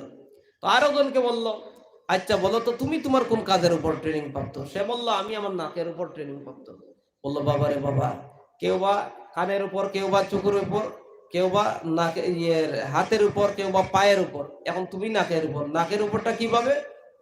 বলল, আমি বাড়ি যখন সামনে যাই, তখন গ্রানটা যখন টান দেই, নাকটা যখন টান দেই, বুঝতে পারি এই বাড়িতে টাকা পয়সা মিলবে কি মিলবে না, সোনা গয়না মিলবে কি মিলবে না, আমি বুঝতে পারি আমার নাক দ্বারা। তো ডাকাতের সর্দার বলল, তাহলে তো তোমাকেও নেওয়া দরকার। কারণ যদি একটা বাড়ির মধ্যে যাওয়ার পর টাকা পয়সা কিছুই না পাওয়া যায়, দরজা খুলে, জানলা খুলে, শোকেস খুলে, এত কষ্ট করে যদি কিছুই না পাওয়া যায়, তাহলে তো এই বাড়ির মধ্যে যাওয়াটা কোনো প্রয়োজন হয় না। যেহেতু তুমি নাক দিয়ে বুঝতে পারো যে কোন বাড়িতে কি আছে, গ্রান্ট টেনে, তাহলে তোমার যাওয়া দরকার। সেও রেডি হয়ে গেল। আরেকজনকে জিজ্ঞাসা করলো, তুমি কোন কাজের উপর ট্রেনিং প্রাপ্ত? সে বললো, আমি আমার কানের উপর ট্রেনিং প্রাপ্ত। বলে, বাবারে বাবা, কানের উপর ট্রেনিং প্রাপ্ত কিভাবে? বলে, কানের উপর ট্রেনিং প্রাপ্তটা হলাম আমি এইভাবে যে কোনো বাড়িতে যাওয়ার পর কুকুর পাওয়া যায়। কথা বলেন ঠিক কিনা? কোনো বাড়িতে যাওয়ার পরে কুকুর পাওয়া যায়, এই কুকুর যে হাউমাউ করে কি বলে আমি তা আমার কুকুরের বাসাটা আমার এই কান্দারে আমি বুঝতে পারি। তো ডাকাতের সর্দার বলল, বাপরে বাপ, এত বড় ট্রেনিং প্রাপ্ত তুমি, কুকুর হাউমাউ করে কি বলে তা তুমি বুঝতে পারো, তাহলে তো তোমাকে নেওয়া অবশ্যই দরকার। তো ওরা রেডি হয়ে গেল। এবার বললো, আচ্ছা সভাপতি সাহেব, আপনি তো নতুন এডমিশন নিলেন আমাদের মধ্যে, এবার তো আপনি তো বুঝতে পারলেন যে আমরা কে কোন কাজের মধ্যে ট্রেনিং প্রাপ্ত, কার কি ক্ষমতা আছে, কার কি পাওয়ার আছে, আপনি বুঝতে পারলেন। এবার বলেন তো আপনার পাওয়ারটা কি, আপনার ক্ষমতাটা কি। তখন উনি বললেন, উনি তো সুলতান মাহমুদ গজনবী আল্লাহওয়ালা মানুষ ছিলেন, বিখ্যাত একজন আলেম ছিলেন, বুজুর্গ লোক ছিলেন, ওনার সুন্দর দাড়ি ছিল, লম্বা দাড়ি। উনি এইভাবে দাড়িতে ধরে বললেন, ডাকাত চোর ডাকাত যখন ডাকাতির মধ্যে গিয়ে যখন বেপকের মধ্যে পড়ে যায়, আর তখন আমি যদি আমার এই দাড়িটা এইভাবে নাড়া মারি, তখন তারা মুক্তি পাই যায়। এই কথা যখন বলার পর সর্দার বলল, আয় তাহলে তো আপনি সবচেয়ে বড়, সবাই সবকিছু করতে পারে কিন্তু বিপদের ঘাট থেকে মুক্তি কেউ দিতে পারবে না। আপনি যখন মুক্তি দিতে পারবেন, আপনি দাড়ি নাড়া মারে, তাহলে আপনিই থাকতে হবে। তাহলে ওরা চিন্তা করলো যে তাহলে এখন তারা তো আর সুলতান মাহমুদ দেখে নাই কখনো, প্রেসিডেন্ট সাহেবকে কখন দেখে নাই। তখন তারা সিদ্ধান্ত নিল, তাহলে সাহেব এক কাজ করেন, আসেন আজকে এই রাজ্যের প্রেসিডেন্ট যিনি সুলতান মাহমুদ গজনবী, ওনার বাড়ি আমরা ডাকাতি করতে যাব। আর এত ট্রেনিং প্রাপ্ত আমরা হয়ে গেছি, এত পাওয়ার আমাদের হাতে, সাধারণ বাড়িতে যাব কেন, বাদশার বাড়িতে যাব। ওরা সিদ্ধান্ত করেনি, আপনার রওনা হয়ে গেল সুলতান মাহমুদ গজনবীর বাড়িতে। আসলে উনি সাথে আছেন কিনা, উনি সাথে আছেন। তো উনি মনে করেন জিম্মাদার হয়ে উনি পিছনে বললেন, আপনার সভাপতি আপনি পিছনে থাকেন, রাহবার সর্দার যিনি আর সব মুতাকাল্লিম, বাকি যত ডাকাত ছিলেন সবাই মুতাকাল্লিম, মুতাকাল্লিম হিসেবে আপনার ছুটছে ডাকাতের মধ্যে যাবে। যখন সুলতান মাহমুদ গজনবীর বাড়ির আপনার একদম পাশে এসে গেলেন, নিচে বাড়ির সামনে এসে গেলেন, তখন ওনার বাড়ির মধ্যে ছিল একটা কুকুর। কুকুর যখন হাউ মাউ করে উঠছে, চিৎকার দিছে, তখন সর্দার বলে, ওবা কানের পাওয়ারওয়ালা ভাই, কানের উপর ট্রেনিং প্রাপ্ত ওয়ালা ভাই, এবার বলেন তো এই কুকুর কি বলতেছে। তখন সে এইভাবে তাকে বললো, ওবা সর্দার সাহেব, কুকুর তো বলতেছে যে বাড়ির মালিক আমাদের সঙ্গেই হাঁটতে আছে, বাড়ির মালিক আমাদের সঙ্গেই হাঁটতে আছে। যেই মাত্র এই কথা বলছে, ওরা তো আর জান একদম আল্লাহ রাতে বের হয়ে গেছে। ওরা চিন্তা করতেছে, আয় হায় রে, এই অন্ধকারের মধ্যে হয়তো কোথায় মালিক আসতে আছে, আমাদেরকে দেখে দেখে এখন কি করি, এখন কিভাবে বাঁচি। তখন ডাক দিয়ে সুলতান মাহমুদ গজনবীকে ডাক দিয়ে বললো যে হুজুর, যে সভাপতি সাহেব, এইবার আপনার লম্বা দাড়িটা নাড়া দেন, আমরা মুক্তি পেয়ে যাই সবাই, আপনি এই কাজটা করেন। তো উনি শর্ট করলেন যে দাড়ি নাড়া দিব ঠিকই আছে, একটা শর্ট, মানে দুইজন একসাথে যেতে পারবেন না। উনি কি যুক্তি করলেন দেখেন, মানে দুইজন একসাথে যেতে পারবেন না। আমরা জয়জন আছি, 7 জন থাকলে 7 জন, 6 জন থাকলে 6 জন, 5 জন থাকলে 5 জন, আমরা 5 দিকেই যেতে হবে, দুইজন একদিকে যাওয়া যাবে না। দুইজন একদিকে গেলেই বিপদে, আমরা এক একজন এক এক দিকে যাব। তখন উনি বললেন, মেনে নিলেন, বললেন ঠিক আছে আমরা এক একজন এক এক দিকে যাব, এবার দেন নাড়া। তো উনি যেমনি এইভাবে দাড়িটা নাড়া দিয়েছেন, বললেন যে দৌড় মারেন। তো ওরা তো সবাই এক একজন এক এক দিকে দৌড় দিল, আর উনিও দৌড় দিয়েছেন ওনার বাড়িতে। বললেন সুবহানাল্লাহ।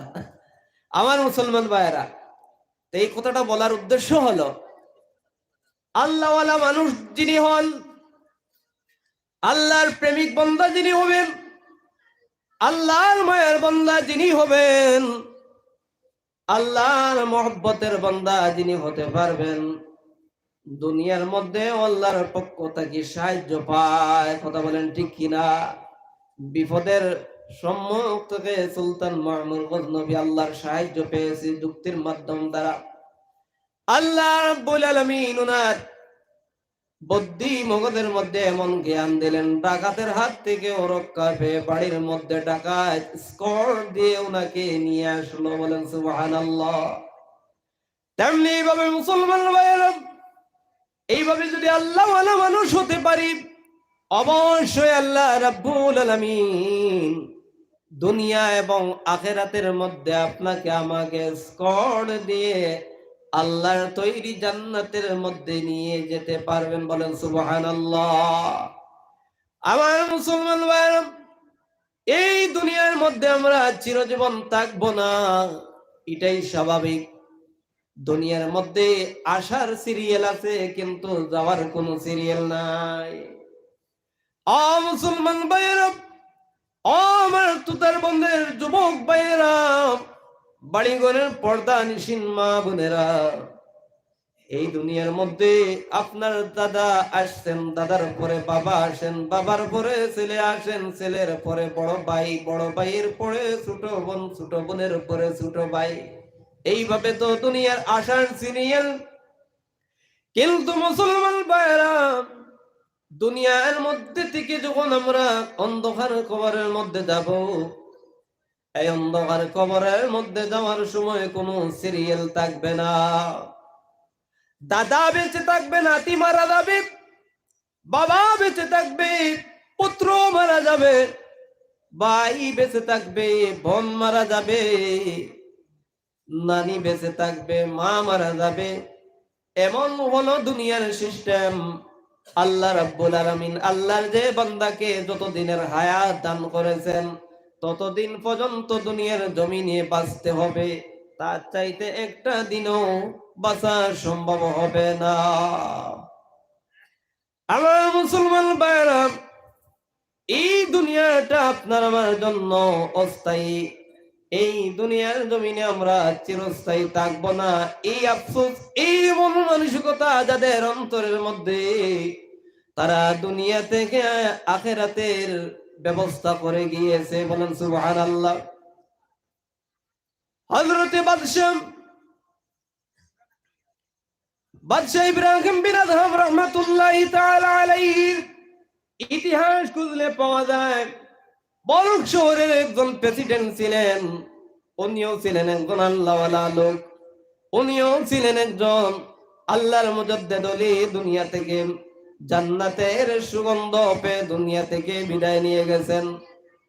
আমার মুসলমান ভাইরা, আল্লাহর ওলি হযরত ইব্রাহিম বিন আদহাম রাহমাতুল্লাহি তাআলা আলাইহি সর্বক্ষণ সর্বদা চিন্তায় চিন্তিত থাকতেন।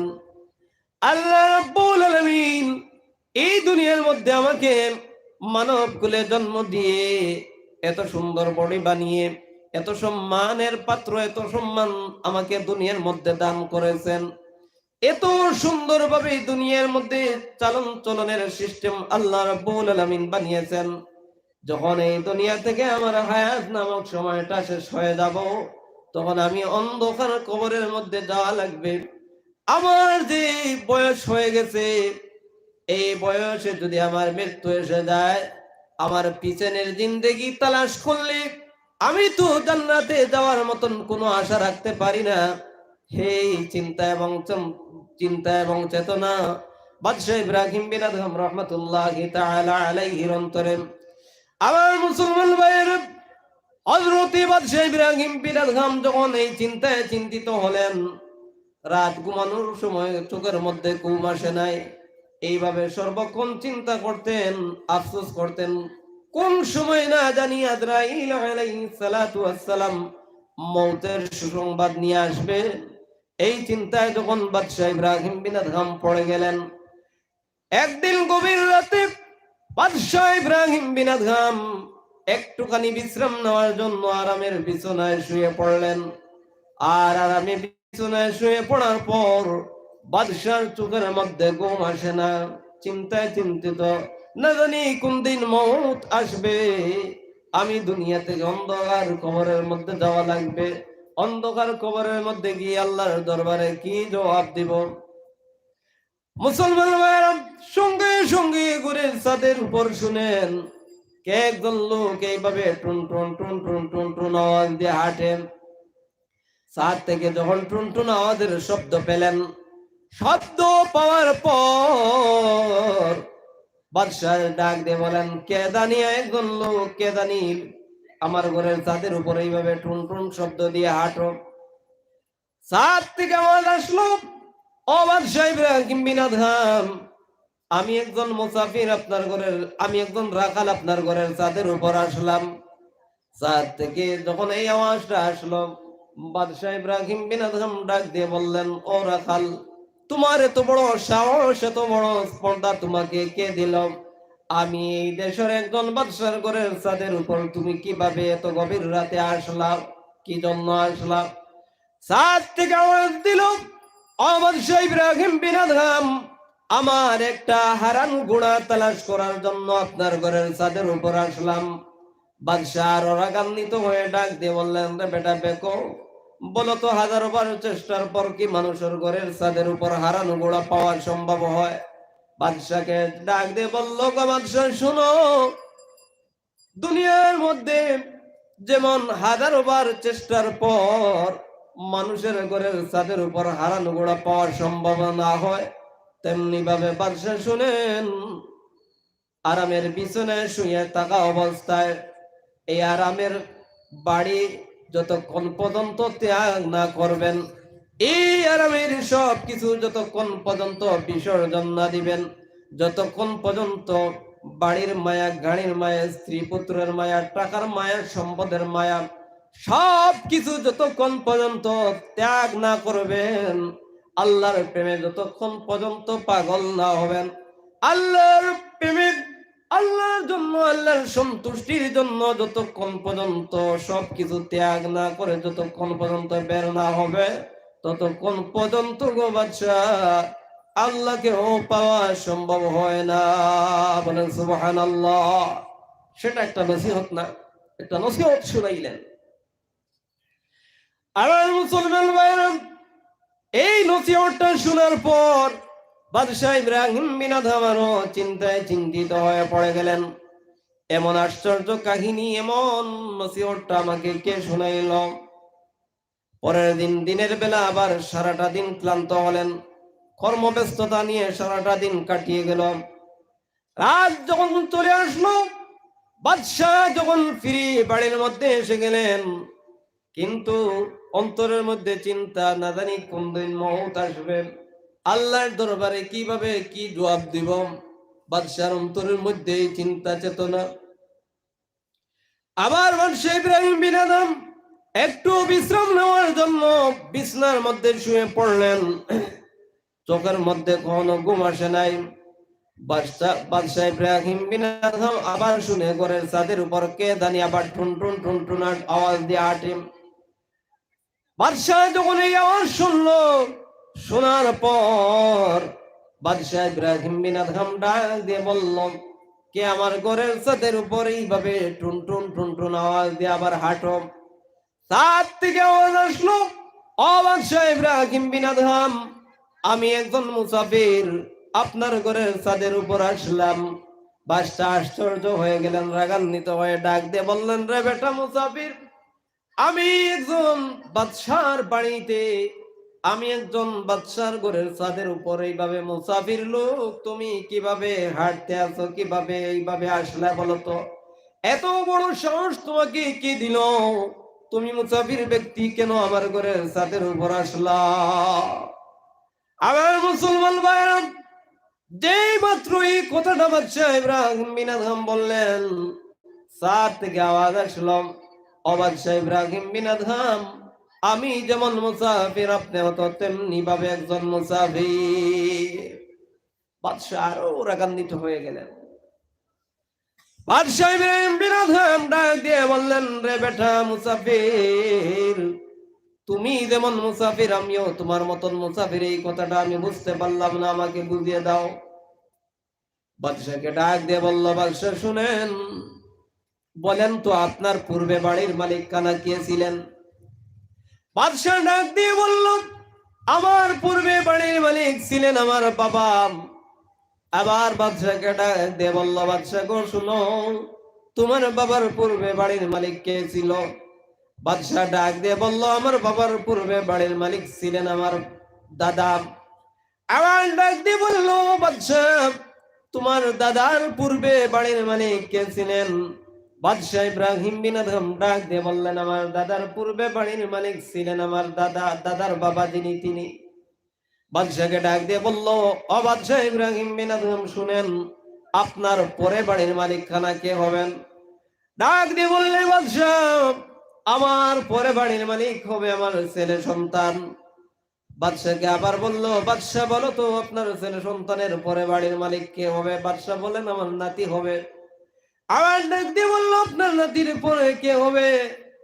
বাদশাহ জবাব দিলেন, আমার নাতির পরে হবে আমার নাতির ছেলে সন্তান যারা তারা।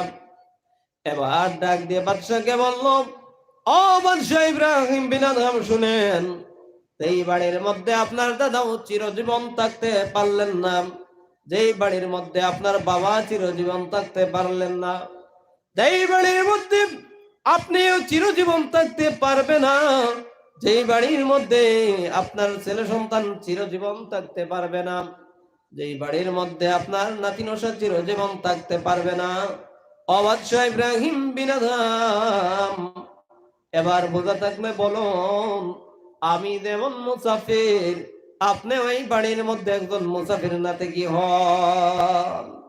বাদশাহ আশ্চর্য হয়ে গেলেন, এমন আজব কথা, এমন আশ্চর্যজনক কাহিনীটাকে শুনাইল, এমন নসিহতটা কে শুনাইল?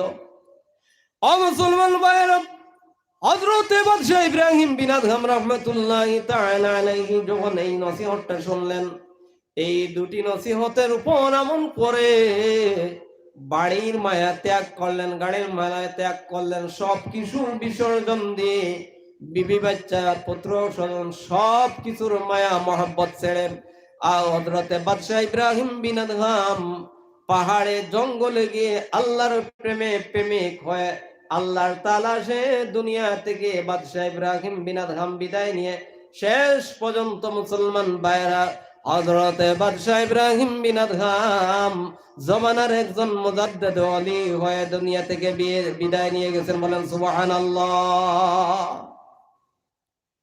আমার মুসলমান ভাইরা, এইভাবে যদি দুনিয়ার জমিনে আপনার আমার ইমানের মধ্যে এই ধরনের চিন্তা ফিকির নিয়ে দুনিয়ার জীবন যাপনটা চলার চেষ্টা করি, হায়াত নামক সময়টা কাটাইবার চেষ্টা করি, আল্লাহ রাব্বুল আলামিন কি ভয় করি, অন্তরের মধ্যে তাকওয়া নিয়ে গুনার কাছ থেকে যদি বিরত থাকতে পারি, অবশ্যই আল্লাহ রাব্বুল আলামিন আপনার আমার জন্য জান্নাতুল ফিরদাউস ওয়াজিব করে দিবেন। বলেন সুবহানাল্লাহ। আমার মুসলমান ভাইরা, আল্লাহ রাব্বুল আলামিন আপনার আমাকে এইভাবে কবুল করে নেবেন যেইভাবে হযরতে বেলালকে আল্লাহ কবুল করে নিয়েছিলেন। আল্লাহ রাব্বুল আলামিন এইভাবে আপনাকে আমাকে ভালোবাসবেন যেইভাবে হযরতে বেলালকে ভালোবাসছিলেন।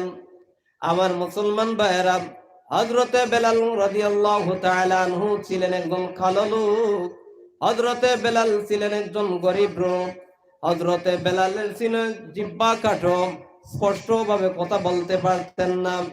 হযরতে বেলাল রাদিয়াল্লাহু তাআলা আনহু মসজিদে নববীর একজন মুয়াজ্জিন ছিলেন। আল্লাহর নবী সাল্লাল্লাহু আলাইহি ওয়াসাল্লাম মসজিদে নববীর মধ্যে ইমামতি করতেন। আর সমস্ত সাহাবায়ে কেরামগণ হযরতে বেলাল রাদিয়াল্লাহু তাআলা আনহুর বিরুদ্ধে একদিন সিদ্ধান্ত করল যে মদিনার বুকে এত সম্মানী এত দামি মসজিদে নববী, এই মসজিদে নববীর মধ্যে হযরতে বেলাল আযান দেয়, কিন্তু আযান তো সুন্দর হয় না, আযানটা তো স্পষ্ট হয় না, আযানের মধ্যে ভুল করে, আযানের মধ্যে লেহনে জলি করে দেন।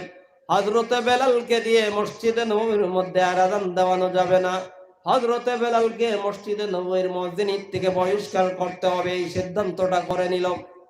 আমার মুসলমান ভাইরা, যখন এই সিদ্ধান্তটা করে নিল, একদিন আল্লাহর রাসূলের দরবারে গিয়ে তারা আরজ করলো, ইয়া রাসূলুল্লাহ, হে ইয়া হাবিবাল্লাহ, ওগো আল্লাহর নবী, হযরতে বেলাল তো আযানের মধ্যে ভুল করে।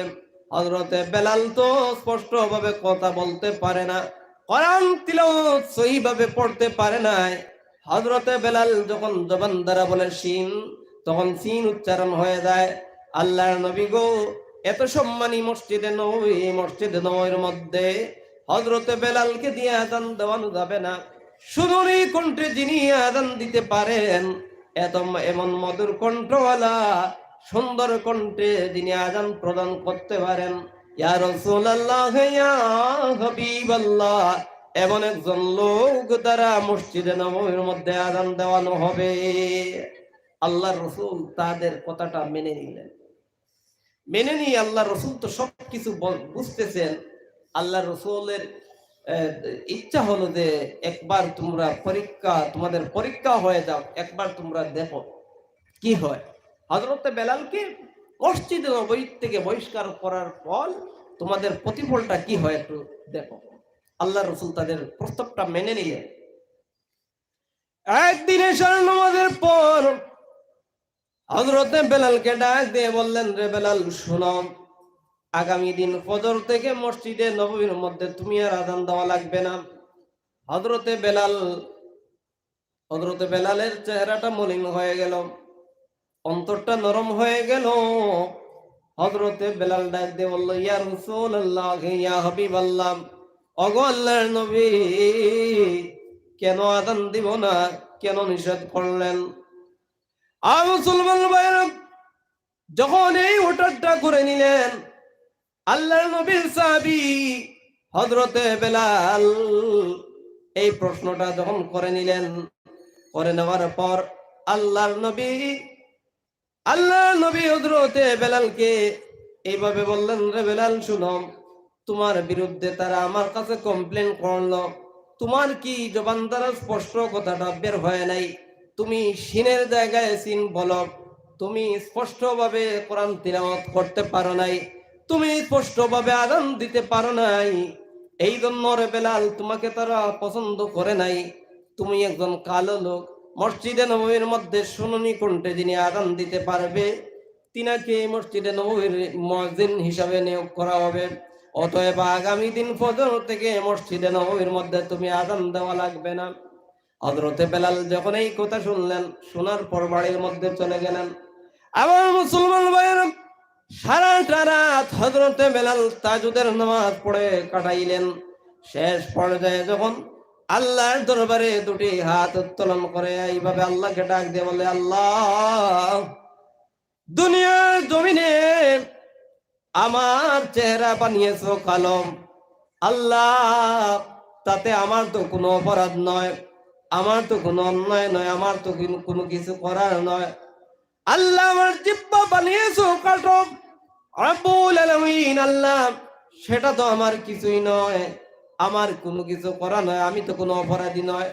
আল্লাহ, তোমার পছন্দ, তুমি আমার রং দিয়েছো কালো, জিহ্বা বানিয়েছো কাটো। রব্বুল আলামিন, স্পষ্টভাবে কথা বলতে পারি নাই, এত তো আমার কোনো দোষ নয়। আল্লাহ, এই দুনিয়ার মধ্যে মানুষ তো তুমি সৃষ্টি করেছো, যাকে কালো দেওয়ার তাকে কালো দিয়েছো, যাকে ফর্সা বানানোর তাকে ফর্সা বানিয়েছো। রব্বুল আলামিন, আল্লাহ তাআলা, যাকে বুবা বানাবার তাকে বুবা বানিয়েছো, যাকে অন্ধ বানাবার ইচ্ছা হয়েছে তাকে অন্ধ বানিয়েছো। রব্বুল আলামিন, এই দুনিয়ার মধ্যে এই তামাম সৃষ্টি জগৎটা তো তোমার হাতের সৃষ্টি। আল্লাহ গো, তোমার সৃষ্টিকে যারা অপছন্দ করেন, তোমার সৃষ্টিকে যারা ঘৃণা করেন, আমি বেলালকে মসজিদে নববীর মুয়াজ্জিন থেকে বহিষ্কার করে দিল। আল্লাহ, তোমার দরবারে আমি তাদের বিরুদ্ধে মামলা দিলাম, আমার মামলাটা কবুল করে তাদের বিচার করে দেখাও। বলেন সুবহানাল্লাহ।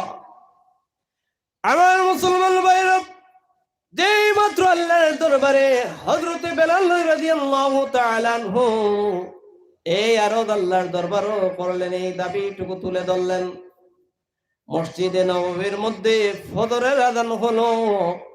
আগের সময়ে এইভাবে গড়ি ছিল না, রাতের শেষ ভাগে আজান যখন হয়ে যেত, আস্তে আস্তে যখন ফর্সা ফর্সা বা বাসত, তখন নামাজ শুরু হয়ে যেত, জামাত আরম্ভ হয়ে যেত।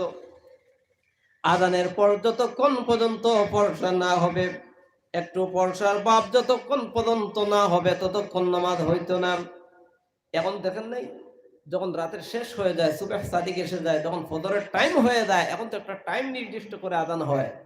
আর যখন আজানের পর থেকে নিয়ে আর একটু বর্ষা হয়, তখন জামাত শুরু হয়ে যায়। সূর্য উদয়ের 5 মিনিট, 2 মিনিট, 4 মিনিট আগেই যাতে নামাজটা শেষ হয়ে যায়, এমন পার্টি নামাজটা আদায় করা হয়। কথা বলেন ঠিক কিনা? মুসলমান ভাইরা, সেই সময় মসজিদে নববীর মধ্যে আজান হলো, রাতের অন্ধকার, কিন্তু ওই অন্ধকার থেকে ফর্সার কোনো পরিবর্তন আসে নাই। সমস্ত সাহাবায়ে কেরামগণ চিন্তায় পড়ে গেলেন, আজকে এইভাবে কেন? রাত এত লম্বা, ফর্সার কোনো আবির্ভাব দেখি নাই, এইভাবে রাতটা কেন রয়ে গেল? ফর্সা কেন হয় না? রাত কেন শেষ হচ্ছে না? এমন ভাবে সব সাহাবায়ে কেরাম চিন্তায় পড়ে গেলেন।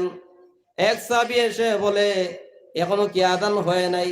আর সাহাবী ডেকে বলে, আজান তো শুনুনি কণ্ঠে মধুর সুরে নতুন মুয়াজ্জিন দিয়েছে, তুমি কি শুনতে পাও নাই? আমার মুসলমান ভাইরা, আল্লাহ রাসূলের কাছে এসে হযরতে জিবরিল আমিন এসে ডাক দিয়ে বলল, ইয়া রাসূলুল্লাহ, ইয়া হাবিবাল্লাহ, আল্লাহর নবী গো, মদিনার বুকে হযরতে বেলালের তাকওয়াওয়ালা আযানের ধ্বনিতে সমস্ত মদিনার প্রাণীগুলো আল্লাহর দরবারে সিজদা দেয়। ইয়া রাসূলুল্লাহ, ইয়া হাবিবাল্লাহ, যতক্ষণ পর্যন্ত মদিনার বুকে হযরতে বেলালের তাকওয়াওয়ালা আযান না হবে, আল্লাহর কসমকে বলছি গো আল্লাহর নবী, এই রাত থেকে আল্লাহ রাব্বুল আলামিন আর দিন করবেন না।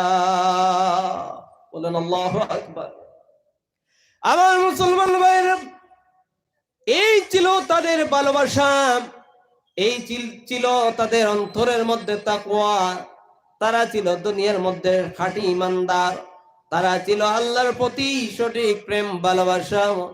আমার ভাইরা, এই ইতিহাসটুকু বলার উদ্দেশ্য হলো, আগের যুগের সাহাবায়ে কেরামদেরকে ফলো করে, আল্লাহ রাসূলকে অনুসরণ করে আল্লাহর হুকুমকে যদি পরিপূর্ণভাবে আমরা মানতে পারি, আমাদের জীবন হবে তাদের মতন সুন্দর জীবন। আমাদের জীবন যদি তাদের আখলাক, আদব, চালন চলনের সিস্টেম দেখে যদি আমাদের জীবনটাকে তাদের মতন জীবন বানিয়ে দিতে পারি, এই হায়াত নামক সময়টা যদি কাদের মধ্যে লাগাইতে পারি, অবশ্যই আমরা আল্লাহর কাছে প্রিয় হয়ে যাব। আল্লাহ রাব্বুল আলামিন অবশ্যই আপনাকে আমাকে দুনিয়ার মধ্যে সমস্ত গুনাহগুলো মাফ করে জান্নাতের সুসংবাদ দিয়ে দিবেন। বলেন সুবহানাল্লাহ। আমার মুসলমান ভাইরা, এই দুনিয়ার মধ্যে আমরা যে আমলগুলো করব, আমলগুলো যদি পরিপূর্ণভাবে আমলের মতো আমল করতে পারি, এই আমলগুলো আপনার আমার জন্য কিয়ামতের দিন হবে নাজাতের উসিলা। বলেন সুবহানাল্লাহ। মুসলমান ভাইরা, এই এলাকার মধ্যে একটা মাদ্রাসা প্রতিষ্ঠিত হলো, আল জামিয়াতুল ইসলামিয়া হাফিজিয়া মাদ্রাসা। এই মাদ্রাসার প্রতি যদি আমরা লক্ষ্য করেন, এই মাদ্রাসার প্রতি যদি আমরা খেয়াল করেন, এই মাদ্রাসার সাথে যদি আমরা সম্পর্ক গঠিত করতে পারি, এই মাদ্রাসার সঙ্গে যদি সুসম্পর্ক রাখতে পারি, কিয়ামতের কঠিন ময়দানে এই মাদ্রাসা আপনার আমার জন্য হবে নাজাতের উসিলা। বলেন সুবহানাল্লাহ। কিভাবে মুসলমান ভাইরা? এই মাদ্রাসার মধ্যে আল্লাহর কোরআনকে শিক্ষা দেওয়া হয়, এই মাদ্রাসার মধ্যে আল্লাহর কোরআন শিক্ষা দেওয়া হয়। খায়রুকুম মান তাআল্লামাল কুরআন ওয়া আল্লামা। আল্লাহর কোরআন যিনি শিখেছেন আর উনি যখন অন্যকেও শিক্ষা দিয়েছেন, আল্লাহর দরবারে বান্দাটা হলেন সর্বোত্তম, সর্বশ্রেষ্ঠ ইবাদত, সবচাইতে পছন্দের ইবাদত আল্লাহর দরবারে হয়। বলেন সুবহানাল্লাহ। আমার মুসলমান ভাইরা, এই আমলটা যদি সর্বোত্তম হয়, এই কোরআন তিলাওয়াতটা যদি আল্লাহর দরবারে পছন্দনীয় তিলাওয়াত হয়, এই আল্লাহর কোরআন আপনাকে কঠিন কবরের মধ্যে কঠিন সময়ে আল্লাহর কোরআন আপনার জন্য সাক্ষী হয়ে যায়। বলেন সুবহানাল্লাহ। আমার মুসলমান ভাইয়েরা, কিভাবে এই কোরআন সাহায্য করতে পারবে, কিভাবে সাক্ষী হয়ে যায় শুনেন। এই দুনিয়া থেকে আপনি আমি একদিন অন্ধকার কবরের মধ্যে চলে যাব। দুনিয়া ছেড়ে একদিন যেতে হবে, সেটাই স্বাভাবিক। কুল্লু নাফসিন যায়িকাতুল মাউত, অবশ্যই মৃত্যুর স্বাদ প্রত্যেক মানুষ গ্রহণ করতে হবে। প্রত্যেক জিনিস দুনিয়ার মধ্যে আল্লাহ রাব্বুল আলামিন যাদেরকে জান দিয়েছেন, যাদেরকে হায়াত দিয়েছেন, তারা একদিন দুনিয়ার মধ্যে থেকে মৃত্যুর স্বাদ গ্রহণ করতে হবে। মুসলমান ভাইরা, আমরা যখন এই দুনিয়া থেকে বিদায় নিয়ে যাব, আপনার ভাই, আপনার ছেলে, আপনার সন্তান, আপনার বন্ধু, আপনার চাচা, আপনার দাদা, আপনার সব আত্মীয় স্বজন যারা এই দুনিয়ার মধ্যে যখন হায়াত নামক সময়টা শেষ হয়ে যাবে, যখন আপনার আমার মৃত্যু হয়ে যাবে, মসজিদের মাইকে যখন এলান হয়ে যাবে অমুক বান্দা ইন্তেকাল হয়ে গেছেন, ওই টাইমে ওই সময়ে ওনার জানাজার নামাজ অমুক জায়গার মধ্যে অনুষ্ঠিত হবে। আমার মুসলমান ভাইয়েরা, যখন এই সময়ে মুআফিক আপনাকে নিয়ে জানাজা দেওয়া হবে, জানাজা দেওয়ার পর যখন কবরের মধ্যে নিয়ে রাখা হবে, বিসমিল্লাহি ওয়া আলা মিল্লাতি রাসূলিল্লাহ বলে যখন কবরের মধ্যে আপনাকে আমাকে রাখা হবে, রেখে যখন উপরের মধ্যে বাঁশ দিয়ে কলা পাতা দিয়ে মুসলমান ভাইরা যখন মাটি দেওয়া হবে, মিনহা খালাকনাকুম ওয়া ফিহা নুঈদুকুম ওয়া মিনহা নুখরিজুকুম তারাতান উখরা। এই দোয়াটা পড়ে যখন আপনার আমার কবরের মধ্যে মাটি দিয়ে যখন 40 কদম পার হয়ে যাবে, তখন রে মুসলমান ভাইরা, কবরের মধ্যে যখন এই খবরের মধ্যে যখন আমরা থাকবো, ডান দিকের মাটি বাম দিকের মধ্যে যাবে। বাম দিকের মাটি যখন বাম দিকের মধ্যে চাপটা মারবে, এমন সময় যখন আপনার আমার চলে আসবে, তখন আল্লাহর কোরআনের সঙ্গে সম্পর্ক করনেওয়ালা বান্দা, আল্লাহর মহব্বতের বান্দা যিনি, আল্লাহর মহব্বতের বান্দা যিনি আল্লাহর কোরআনকে তিলাওয়াত করেছিল, আল্লাহর কোরআনকে ভালোবাসছিল, আল্লাহর কোরআনকে সর্বদা তার অন্তরের মধ্যে স্থান দিয়েছিল, আল্লাহর কোরআনকে তার অন্তর দ্বারা, তার সিনা দ্বারা বস্তনি বানিয়েছিল, আল্লাহর কোরআনকে তার সিনার মধ্যে জায়গা দিয়েছিল, এই বান্দার কবরের মধ্যে আল্লাহর 30 পারা কোরআন গিয়ে এইভাবে চাতক পাখির মতো ডানা মেলে এই কবরকে বলতে থাকবে, রে কবর সাবধান, এই বান্দার সিনার মধ্যে আমি আল্লাহর 30 পারা কোরআন আছে, খবরদার রে আল্লাহর খবরদার রে, কবর চাপ মারবি না। এই যদি এই বান্দাকে তুমি চাপ মারো, এই বান্দাকে চাপ মারার সঙ্গে সঙ্গে এই বান্দা দুঃখ পাওয়ার আগে, এই বান্দা কষ্ট পাওয়ার আগে আমি আল্লাহর কোরআন কষ্ট পেয়ে যাব। বলেন সুবহানাল্লাহ। এইভাবে আপত্তি করতে থাকবে আল্লাহর আল কোরআন। বলেন সুবহানাল্লাহ। কেউ তো কিছুই বলেন না, চুপ, সবাই অনশন। সুবহানাল্লাহ বললে সওয়াব হবে না গুনাহ হবে? তাহলে বলেন না কেন?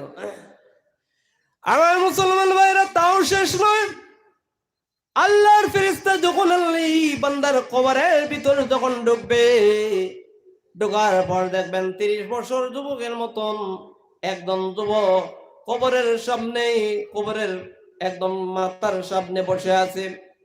ডাক দিয়ে বলবে, কে তুমি?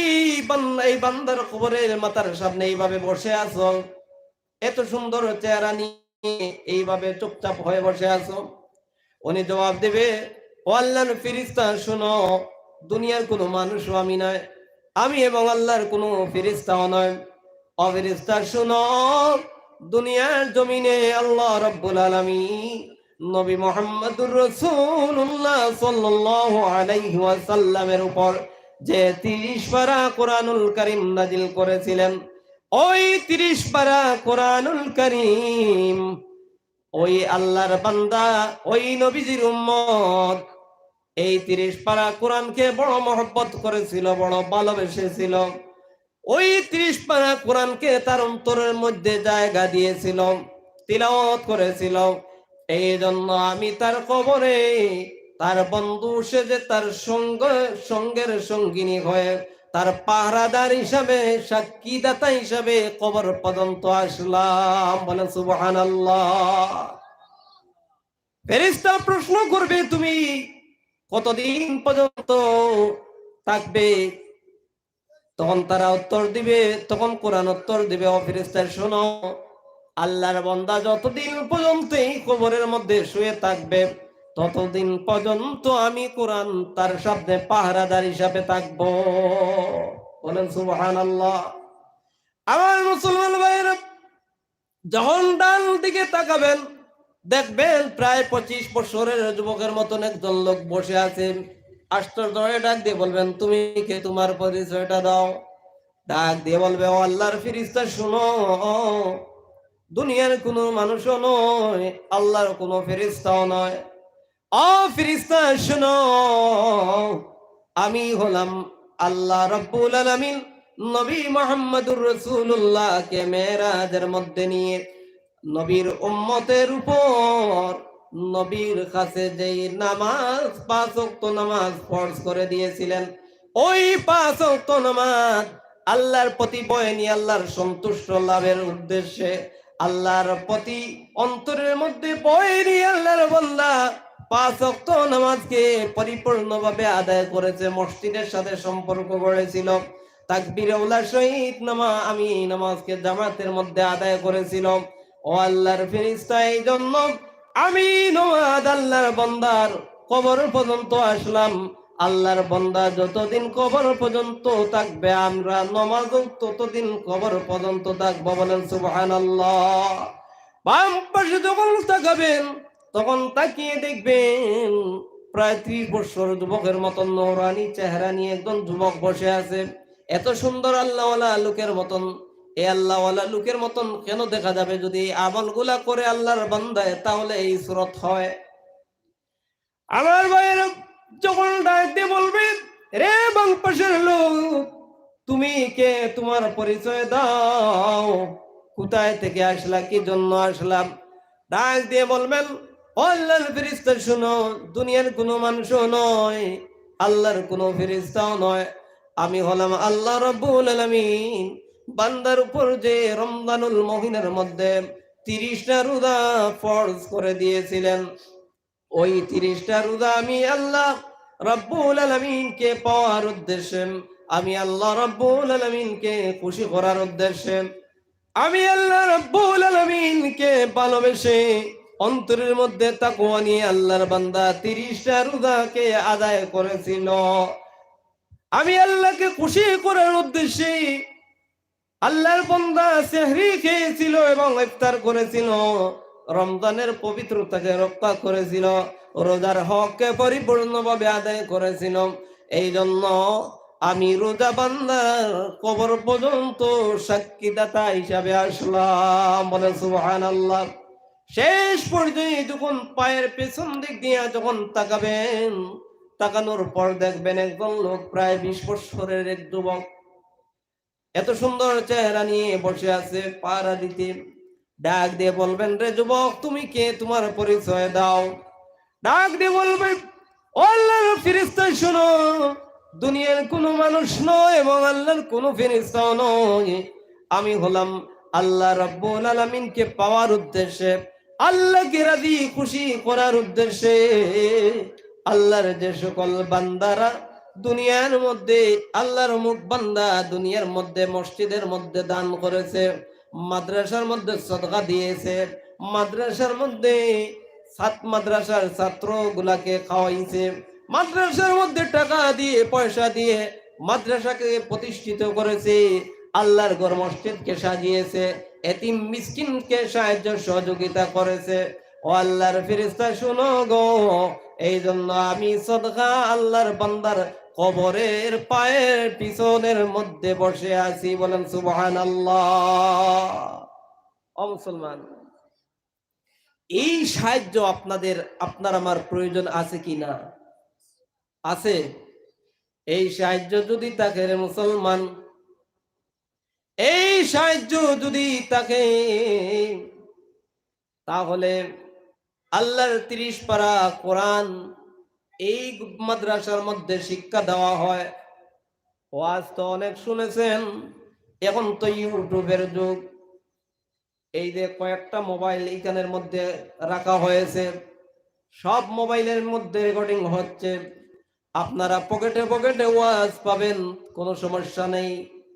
আধুনিক যুগ চলে আসছে, কিন্তু নেক করা বড় কঠিন ব্যাপার। আল্লাহর গোলাম হয়ে যাওয়া বড় কঠিন ব্যাপার। আল্লাহকে পাওয়া বড় কঠিন ব্যাপার।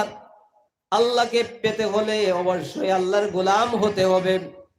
আল্লাহকে পেতে হলে দুনিয়ার সব কিছু বিসর্জন দিতে হবে। আল্লাহকে পেতে হলে অন্তরের মধ্যে তাকওয়া নিতে হবে। আল্লাহকে পেতে হলে আল্লাহর সন্তুষ্টি লাভ করতে হলে দুনিয়া এবং আখেরাতে আল্লাহর রসুলকে পাওয়ার উদ্দেশ্যে যদি তাকে মুসলমান, তাহলে দুনিয়ার মালকে আল্লাহর ওয়াস্তে ব্যয় করতে হবে। বলেন ঠিক কিনা? তো আমি অনুরোধ করব, আল্লাহর 30 পারা কোরআন এখানের মধ্যে শিক্ষা দেওয়া হয়।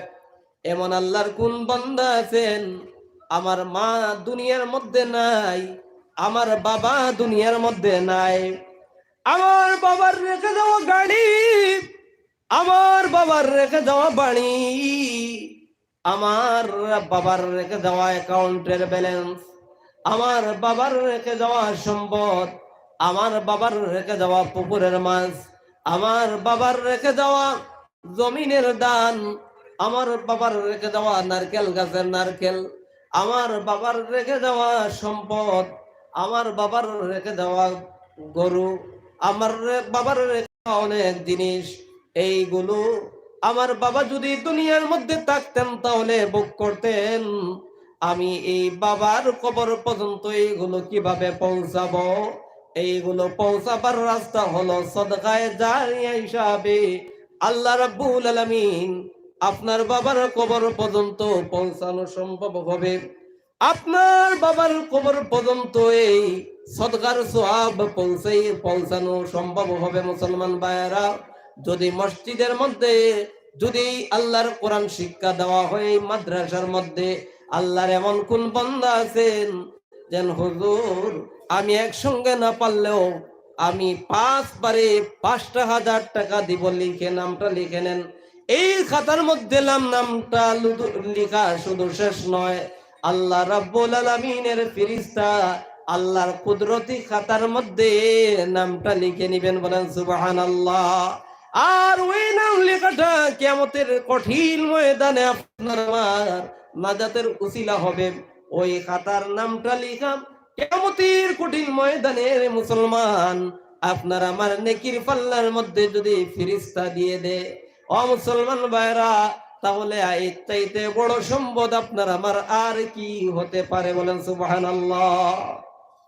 আল্লাহর কোন বান্দা আছেন মার প্রতি বাবার প্রতি এমন দরদি কোনো ভাই নাই? হায় হায় রে, এত আফসোস, এত আফসোস। মা এত কষ্ট করে লালিত পালিত করে বড় করে আপনাকে টাকাওয়ালা বানিয়ে নিলেন, পয়সাওয়ালা বানিয়ে নিলেন, জায়গা জমির মালিক বানিয়ে নিলেন। বাবার রেখে যাওয়া গাড়ি, রেখে যাওয়া বাড়ি, রেখে যাওয়া সম্পদ, অট্টালিকা, দলান, বিল্ডিং সব কিছু। আর সেই বাবা এই বিল্ডিং এর মধ্যে নয়, সেই বাবা এই গাড়ি ছড়ে নাই, সেই বাবা এই টাকার মালিক নয়, সেই বাবা আপনার এই পুকুরের মাছ খাওয়া আর সম্ভব হয় নাই। এই বাবা কবরের মধ্যে শুয়ে আছেন। এমনকি দরদ নাই মুসলমান যে আমি ওই বাবার কবরের মধ্যে আল্লাহ তাআলা যাতে কবরের সমস্ত আযাবকে মাফ করে দেওয়ার উদ্দেশ্যে, কবরের কঠিন সওয়ালের জবকে আসান করে দেওয়ার উদ্দেশ্যে, আল্লাহ রাব্বুল আলামিন আমার বাবাকে নাজাত দেওয়ার উদ্দেশ্যে সদকায়ে জারিয়া হিসাবে আমি 5,000 টাকা আমার বাবার নেক সন্তান হিসাবে এই মাদ্রাসার মধ্যে আমি দেব। এই মাদ্রাসায় কোরআন শিক্ষা হবে। কোরআনের এক একটা হরফের মধ্যে 10 নেকি পাওয়া যায়। এই 10 নেকি করে আপনার বাবার অ্যাকাউন্টের মধ্যে প্লাস হয়ে আমার বাবাকে আল্লাহ রাব্বুল আলামিন নাজাত দান করবেন। এমন কোন বান্দা আছেন 5,000 টাকা দিবেন? এমন তো বেশি চাই নাই। এখনকার যুগে 5,000 টাকা তো কিছুই নাই। আল্লাহর কোনো বান্দা আছেন যে আমি হুজুর 5,000 টাকা দিব? একবারে যদি না সম্ভব না হয় তাহলে 5 মাসে 5,000 টাকা দিব। একটু জিকির করে লা ইলাহা লা ইলাহা। টাকাও দিবেন না, মুখও খুলবেন না, এটা কোন কথা? একটু জিকির করে লা ইলাহা।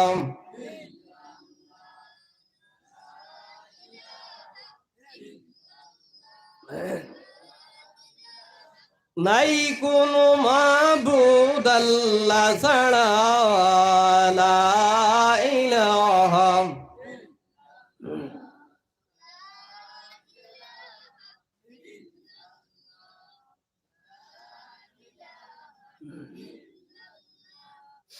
হযরত আসিয়া বলে এক আল্লাহ, হযরত আসিয়া বলে এক আল্লাহ, ফেরাউন দিত কত জ্বালা। হযরত আসিয়া বলে এক আল্লাহ, ফেরাউন দিত বিষম জ্বালা। আমার আল্লাহ বলেন, ও জিবরাইল খুলে দাও জান্নাতের তালা, লা ইলাহা জোরে লা ইলাহা।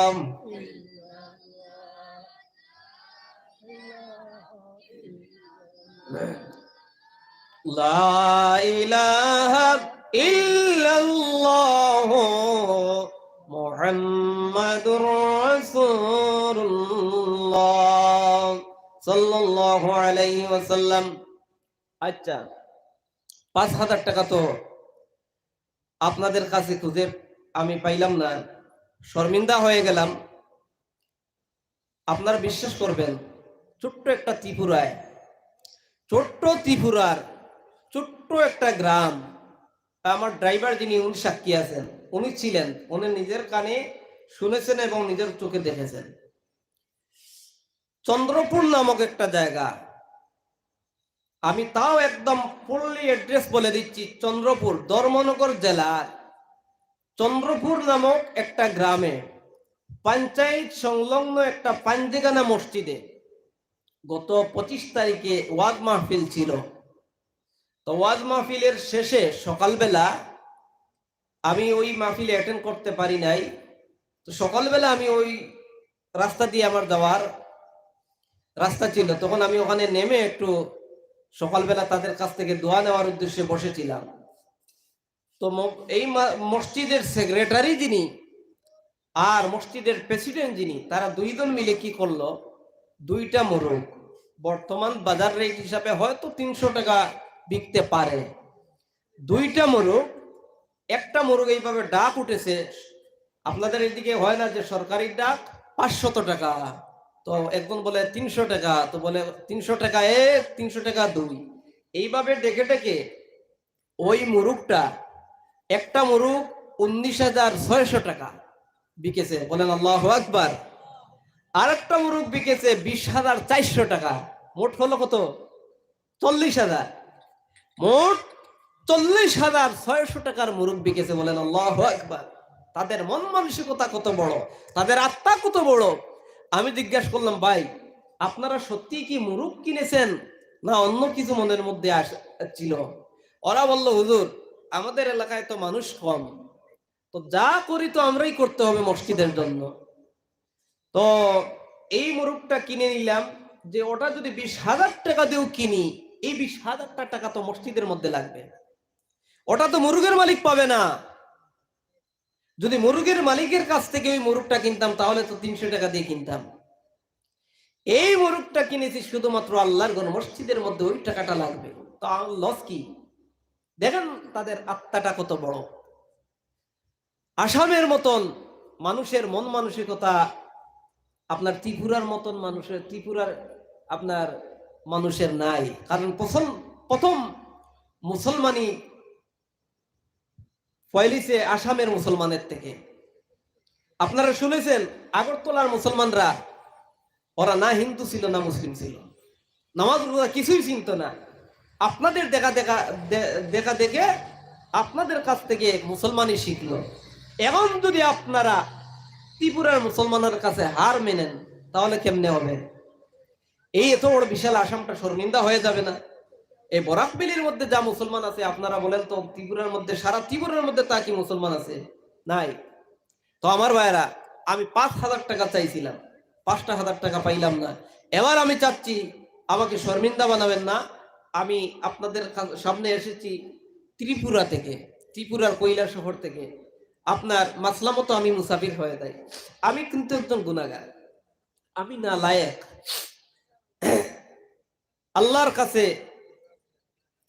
আমি একজন মুসাফির, এই কথা দাবি করতে পারবো। আল্লাহ, আমি গুনাহগার হতে পারি কিন্তু আমি একজন মুসাফির। তো আমার ভাইয়েরা, 2,000 টাকা কে দিবেন? 2,000 টাকা। এত চাওয়ার পরে যদি পাই না, তাহলে বলেন তো আপনারা কি হয়? 2,000 টাকা দিবেন কে? নগদ নাও, তা কিছুদিন পরে দিয়েন। একজন মানুষ নাই ওখানের মধ্যে যে আমি 2,000 টাকা দিব, নামটা লিখিয়ে নেন। 2,000 টাকা কে দিবেন? 2,000 টাকা দেনেওয়ালাও নাই। আল্লাহর কোরআনের প্রতি আপনাদের কি দয়াময় নাই? 2,000 টাকা দেনেওয়ালা মানুষ নাই? মাশাআল্লাহ, মাশাআল্লাহ, নারায়ে তাকবীর। আল্লাহু আকবার। এবার টাকাও দিবেন না, তাকবীর আল্লাহু আকবার বলবেন না, সেটা কেমনে হয়? আবার জোরে বলেন, নারায়ে তাকবীর। আল্লাহু আকবার। দ্বীন ইসলাম, দ্বীন ইসলাম। চাঁদা দাতাগণ জিন্দাবাদ, চাঁদা দাতাগণ জিন্দাবাদ। ফলখারবাড়ি জনাব সেলিম হোসেন 5,000 টাকা। বলেন মারহাবা। কোন কথার পরে কোন কথা বলতে হয় তাও বুঝেন না। ফলখারবাড়ি জনাব সেলিম হোসেন সাহেব 5,000 টাকা। মারহাবা। আল্লাহ তাআলা, আমি 5,000 টাকা চাইলাম, এই প্যান্ডেলের ভিতরে কোনো আল্লাহর বান্দা সাড়া দেয় নাই। রব্বুল আলামিন আল্লাহ তাআলা তোমার বান্দার অন্তরের মধ্যে তোমার কোরআনের ভালোবাসা তৈরি করে নিলেন।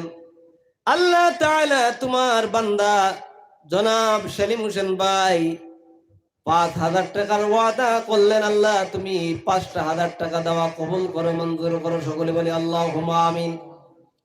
রব্বুল আলামিন আল্লাহ তাআলা ভাইয়ের ব্যবসা বাণিজ্যের মধ্যে খয়ের বরকত দিয়ে মালামাল ফরমাও, আফত বিপদ বলা মুসিবত দিয়ে মালামাল ফরমাও। বলি আল্লাহুম্মা আমিন। কমপক্ষে দোয়াটা করি ওনার জন্য। সমস্ত বিমার আদান থেকে আল্লাহ শিফা দান করেন। বলি আল্লাহুম্মা আমিন। আল্লাহ তাআলা বাইর দিলি মুকাসিদকে পূরণ করে দাও। রব্বুল আলামিন জীবনের মধ্যে জানা অজানা ছোট বড় দেখাইয়া লুকাইয়া শিরিক বেদাত কবিরা সগীরা জীবনের তামাম গুনাহকে আল্লাহ তাআলা এই সদকার সওয়াবের বদৌলতে আল্লাহ আপনার সমস্ত গুনাহগুলোকে মাফ করে দেন। বলি আল্লাহুম্মা আমিন। রব্বুল আলামিন আল্লাহ তাআলা আমার সেলিম ভাইয়ের আত্মীয় স্বজন মা বাবার পক্ষ থেকে আল্লাহ যারা দুনিয়া ছেড়ে অন্ধকার কবরের মধ্যে চলে গেলেন, আল্লাহ তাদের কবরকে আপনি কবুলের মঞ্জুর ফরমাও। রব্বুল আলামিন আল্লাহ তাআলা তাদের কবরের আযাবকে মাফ ফরমাও।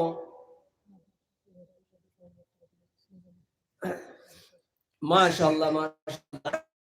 নারায়ে তাকবীর, নারায়ে তাকবীর, আল্লাহু আকবার, নারায়ে তাকবীর, আল্লাহু আকবার। এই এত সব মানুষে আপনারা তাকবীর বলেন, মাইকে আওয়াজ আসে নাই। কর্ণাটকের মুস্কানের কাছেই তো আপনারা হার মানতে হবে। ছোট্ট একটা মহিলা মানুষ, একটা কলেজের ছাত্রী, তার সামনে আপনারা ফেল, ঠিক কি না? এবার মুস্কানকে আমরা হারিয়ে দেব। নারায়ে তাকবীর, দ্বীন ইসলাম। মাদ্রাসার প্রেসিডেন্ট, এই মাদ্রাসার সেক্রেটারি জনাব মাস্টার ইসমাইল আলী সাহেব, আমার বড় মহব্বতের মানুষ, দীর্ঘদিনের সুপরিচিত। আল্লাহ তাআলা জনাব ইসমাইল আলী ভাই আমাকে অনেক মহব্বত করেন। তাছাড়া এই দেশের আলিমুল আমাদের সঙ্গে এত সুসম্পর্ক, এত মহব্বত। আল্লাহ তাআলা জানি না রব্বুল আলামিন ভাইয়ের অন্তরের মধ্যে কোন নেক আশা নিয়ে এই সমস্ত করতেছেন। আল্লাহ তাআলা আমার জনাব ইসমাইল আলী ভাইয়ের দিলি জায়েজ মুয়াজ্জিদ খানকে পুরা করে দাও। আল্লাহ তাআলা আমার ইসমাইল ভাইয়ের অন্তরের নেক আশাকে কবুল করে নাও। আপদ বিপদ বলা মুসিবত তুমি হেফাজত করে নাও। আল্লাহ তাআলা বিমার আদার থেকে শিফা দান করো রব্বুল আলামিন। আল্লাহ রুজি খামাইয়ের মধ্যে খয়র আর বরকত দান ফরমাও রব্বুল আলামিন। আল্লাহ তাআলা জীবনের সমস্ত গুনাহগুলো মাফ করে দাও। আল্লাহ আত্মীয় স্বজনের মধ্যে যারা অন্ধকার কবরের মধ্যে শুয়ে আছেন রব্বুল আলামিন আল্লাহ তাআলা তাদের কবরের আযাবকে মাফ করে দাও। আল্লাহ আমার ভাইকে আপনি ইসলামের কাজের মধ্যে আরো এগিয়ে যাওয়ার তৌফিক আতা ফরমাও রব্বুল আলামিন। আল্লাহ তাআলা এই মাদ্রাসাকে কবুল ফরমাও। আল্লাহ এই মাদ্রাসাকে উজ্জ্বল হিসাবে আপনি দয়ালে কবুলের মঞ্জুর ফরমাও। সকলে বলে আল্লাহুম্মা আমিন। দুইজন মানুষ 5,000 5,000 10,000 টাকা হয়ে গেছে। আর যারা ক্ষমতা, যারা তৌফিক আছে, আল্লাহ তাআলা যাদের তৌফিক দিয়েছেন, আপনারা 5,000 টাকা লিখিয়ে নেন। একবারে না হয় 5 বারে দিবেন, সমস্যা নেই। আর যাদেরকে আল্লাহ রাব্বুল আলামিন তৌফিক দিলেন, এরপরে আপনারা বখিলতামি করেন।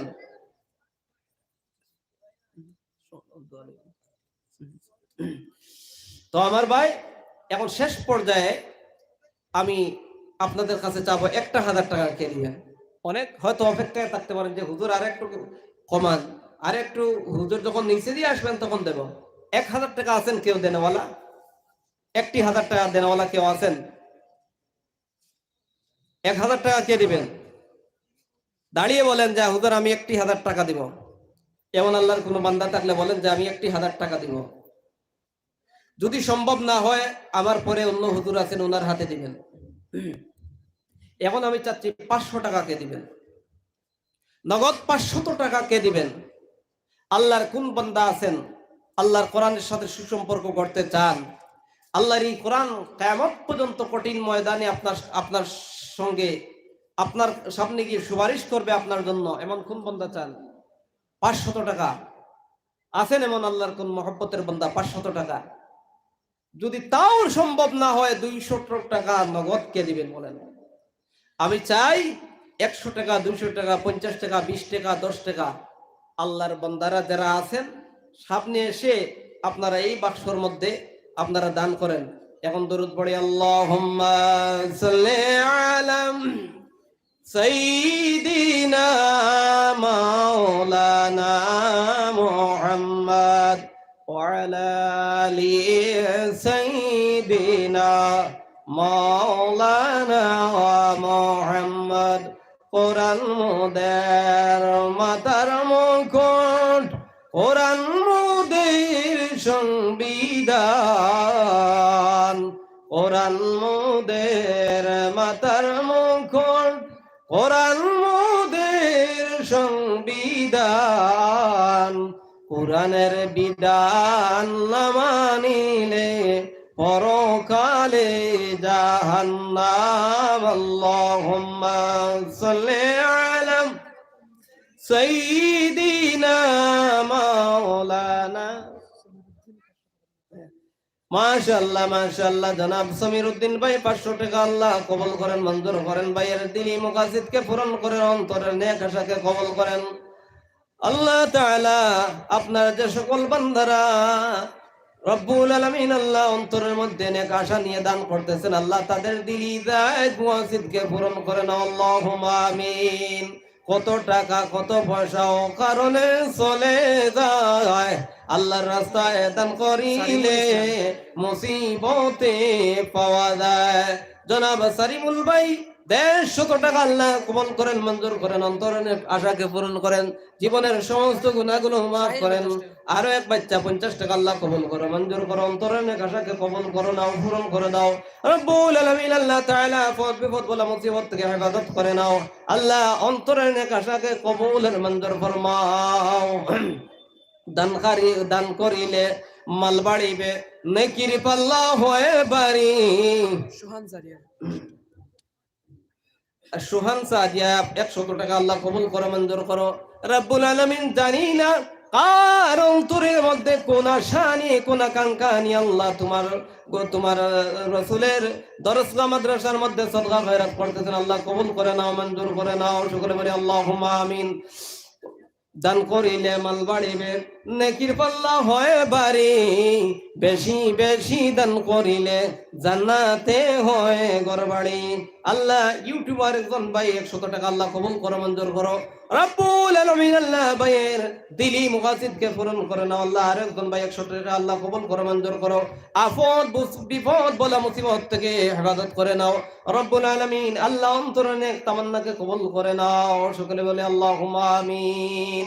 জিন্দেগানি মেঘের পানি যাচ্ছে চলে যমুনা, জিন্দেগানি মেঘের পানি যাচ্ছে চলে যমুনা, টাকা পয়সা গাড়ি বাড়ি পড়ে রবে দুনিয়া, টাকা পয়সা গাড়ি বাড়ি পড়ে রবে দুনিয়া। সাল্লাল্লাহু আলা সাইয়্যিদিনা ওয়া মাওলানা মুহাম্মদ ওয়া আলা আলিহি ওয়া সাহবিহি ওয়া সাল্লাম। সাল্লাল্লাহু আলা সাইয়্যিদিনা ওয়া মাওলানা মুহাম্মদ ওয়া আলা আলিহি ওয়া সাহবিহি ওয়া সাল্লাম। বালাগাল উলা বিকামালিহি কাশাফাদ দুজা বিজামালিহি হাসানাত জামিউ খিসালিহি صلوا عليه وآله بقول سبحان ربك رب العزة عما يصفون وسلام على المرسلين والحمد لله رب العالمين। শাহরুল ইসলাম 100 টাকা আল্লাহ কবুল করো, মঞ্জুর করো। আল্লাহ দিলি মুকাসিদকে পূরণ করে দাও, অন্তরের আশাকে কবুল আর মঞ্জুর ফরমাও। আল্লাহুম্মা আমিন। ربنا ظلمنا أنفسنا وإن لم تغفر لنا وترحمنا لنكونن من الخاسرين. ربنا لا تزغ قلوبنا بعد إذ هديتنا وهب لنا من لدنك رحمة إنك أنت الوهاب. ربنا تقبل منا إنك أنت السميع العليم وتب علينا إنك أنت التواب الرحيم. رب العالمين الله تعالى খাস করে মেহেরবানি করে আল্লাহ রব্বুল আলামিন এই মাহফিলের মধ্যে বসে তোমার কোরআন সুন্নাহ থেকে যা কিছু বললাম আল্লাহ তাআলা জানি না রব্বুল আলামিন আল্লাহ তাআলা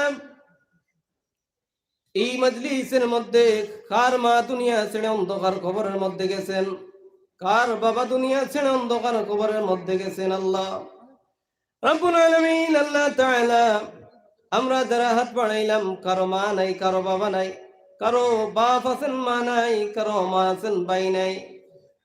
রব্বুল আলামিন আল্লাহ তাআলা খাস করে মেহেরবানি করে আল্লাহ আমাদের মা বাবা ভাই বোন যারা দুনিয়া ছেড়ে অন্ধকার কবরের মধ্যে চলে গেছেন আল্লাহ প্রত্যেকের কবরের আযাবকে আপনি দয়ালে মাফ করে দাও।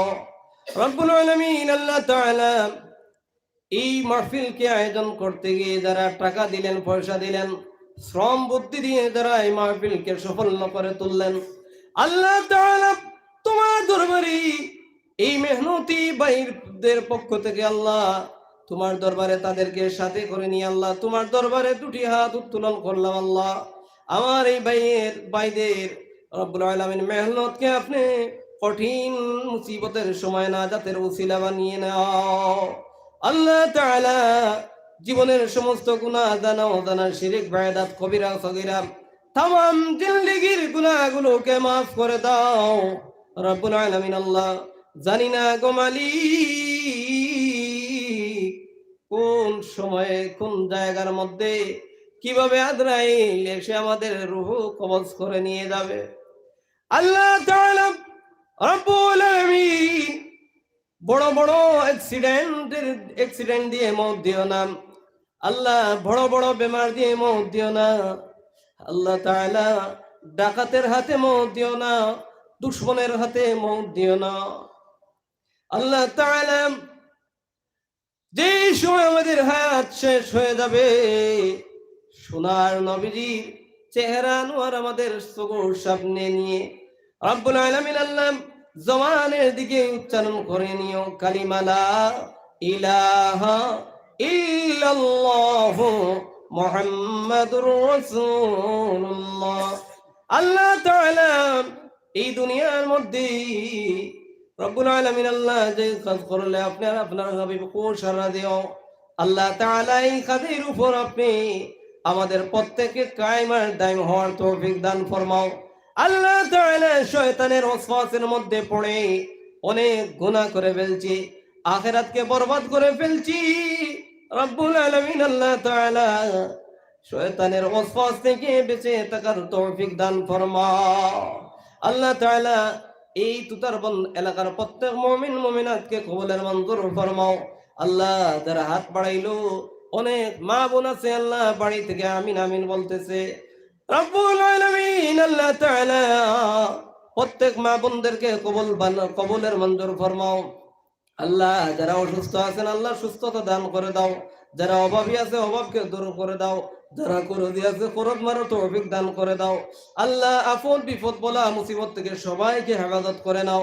রাব্বুল আলামিন আল্লাহ তাআলা এই মাদ্রাসার হুফাদিনী কিরাম যারা আছেন ওলামায়ে কেরাম যারা আছেন প্রত্যেকে কবুল করে নাও।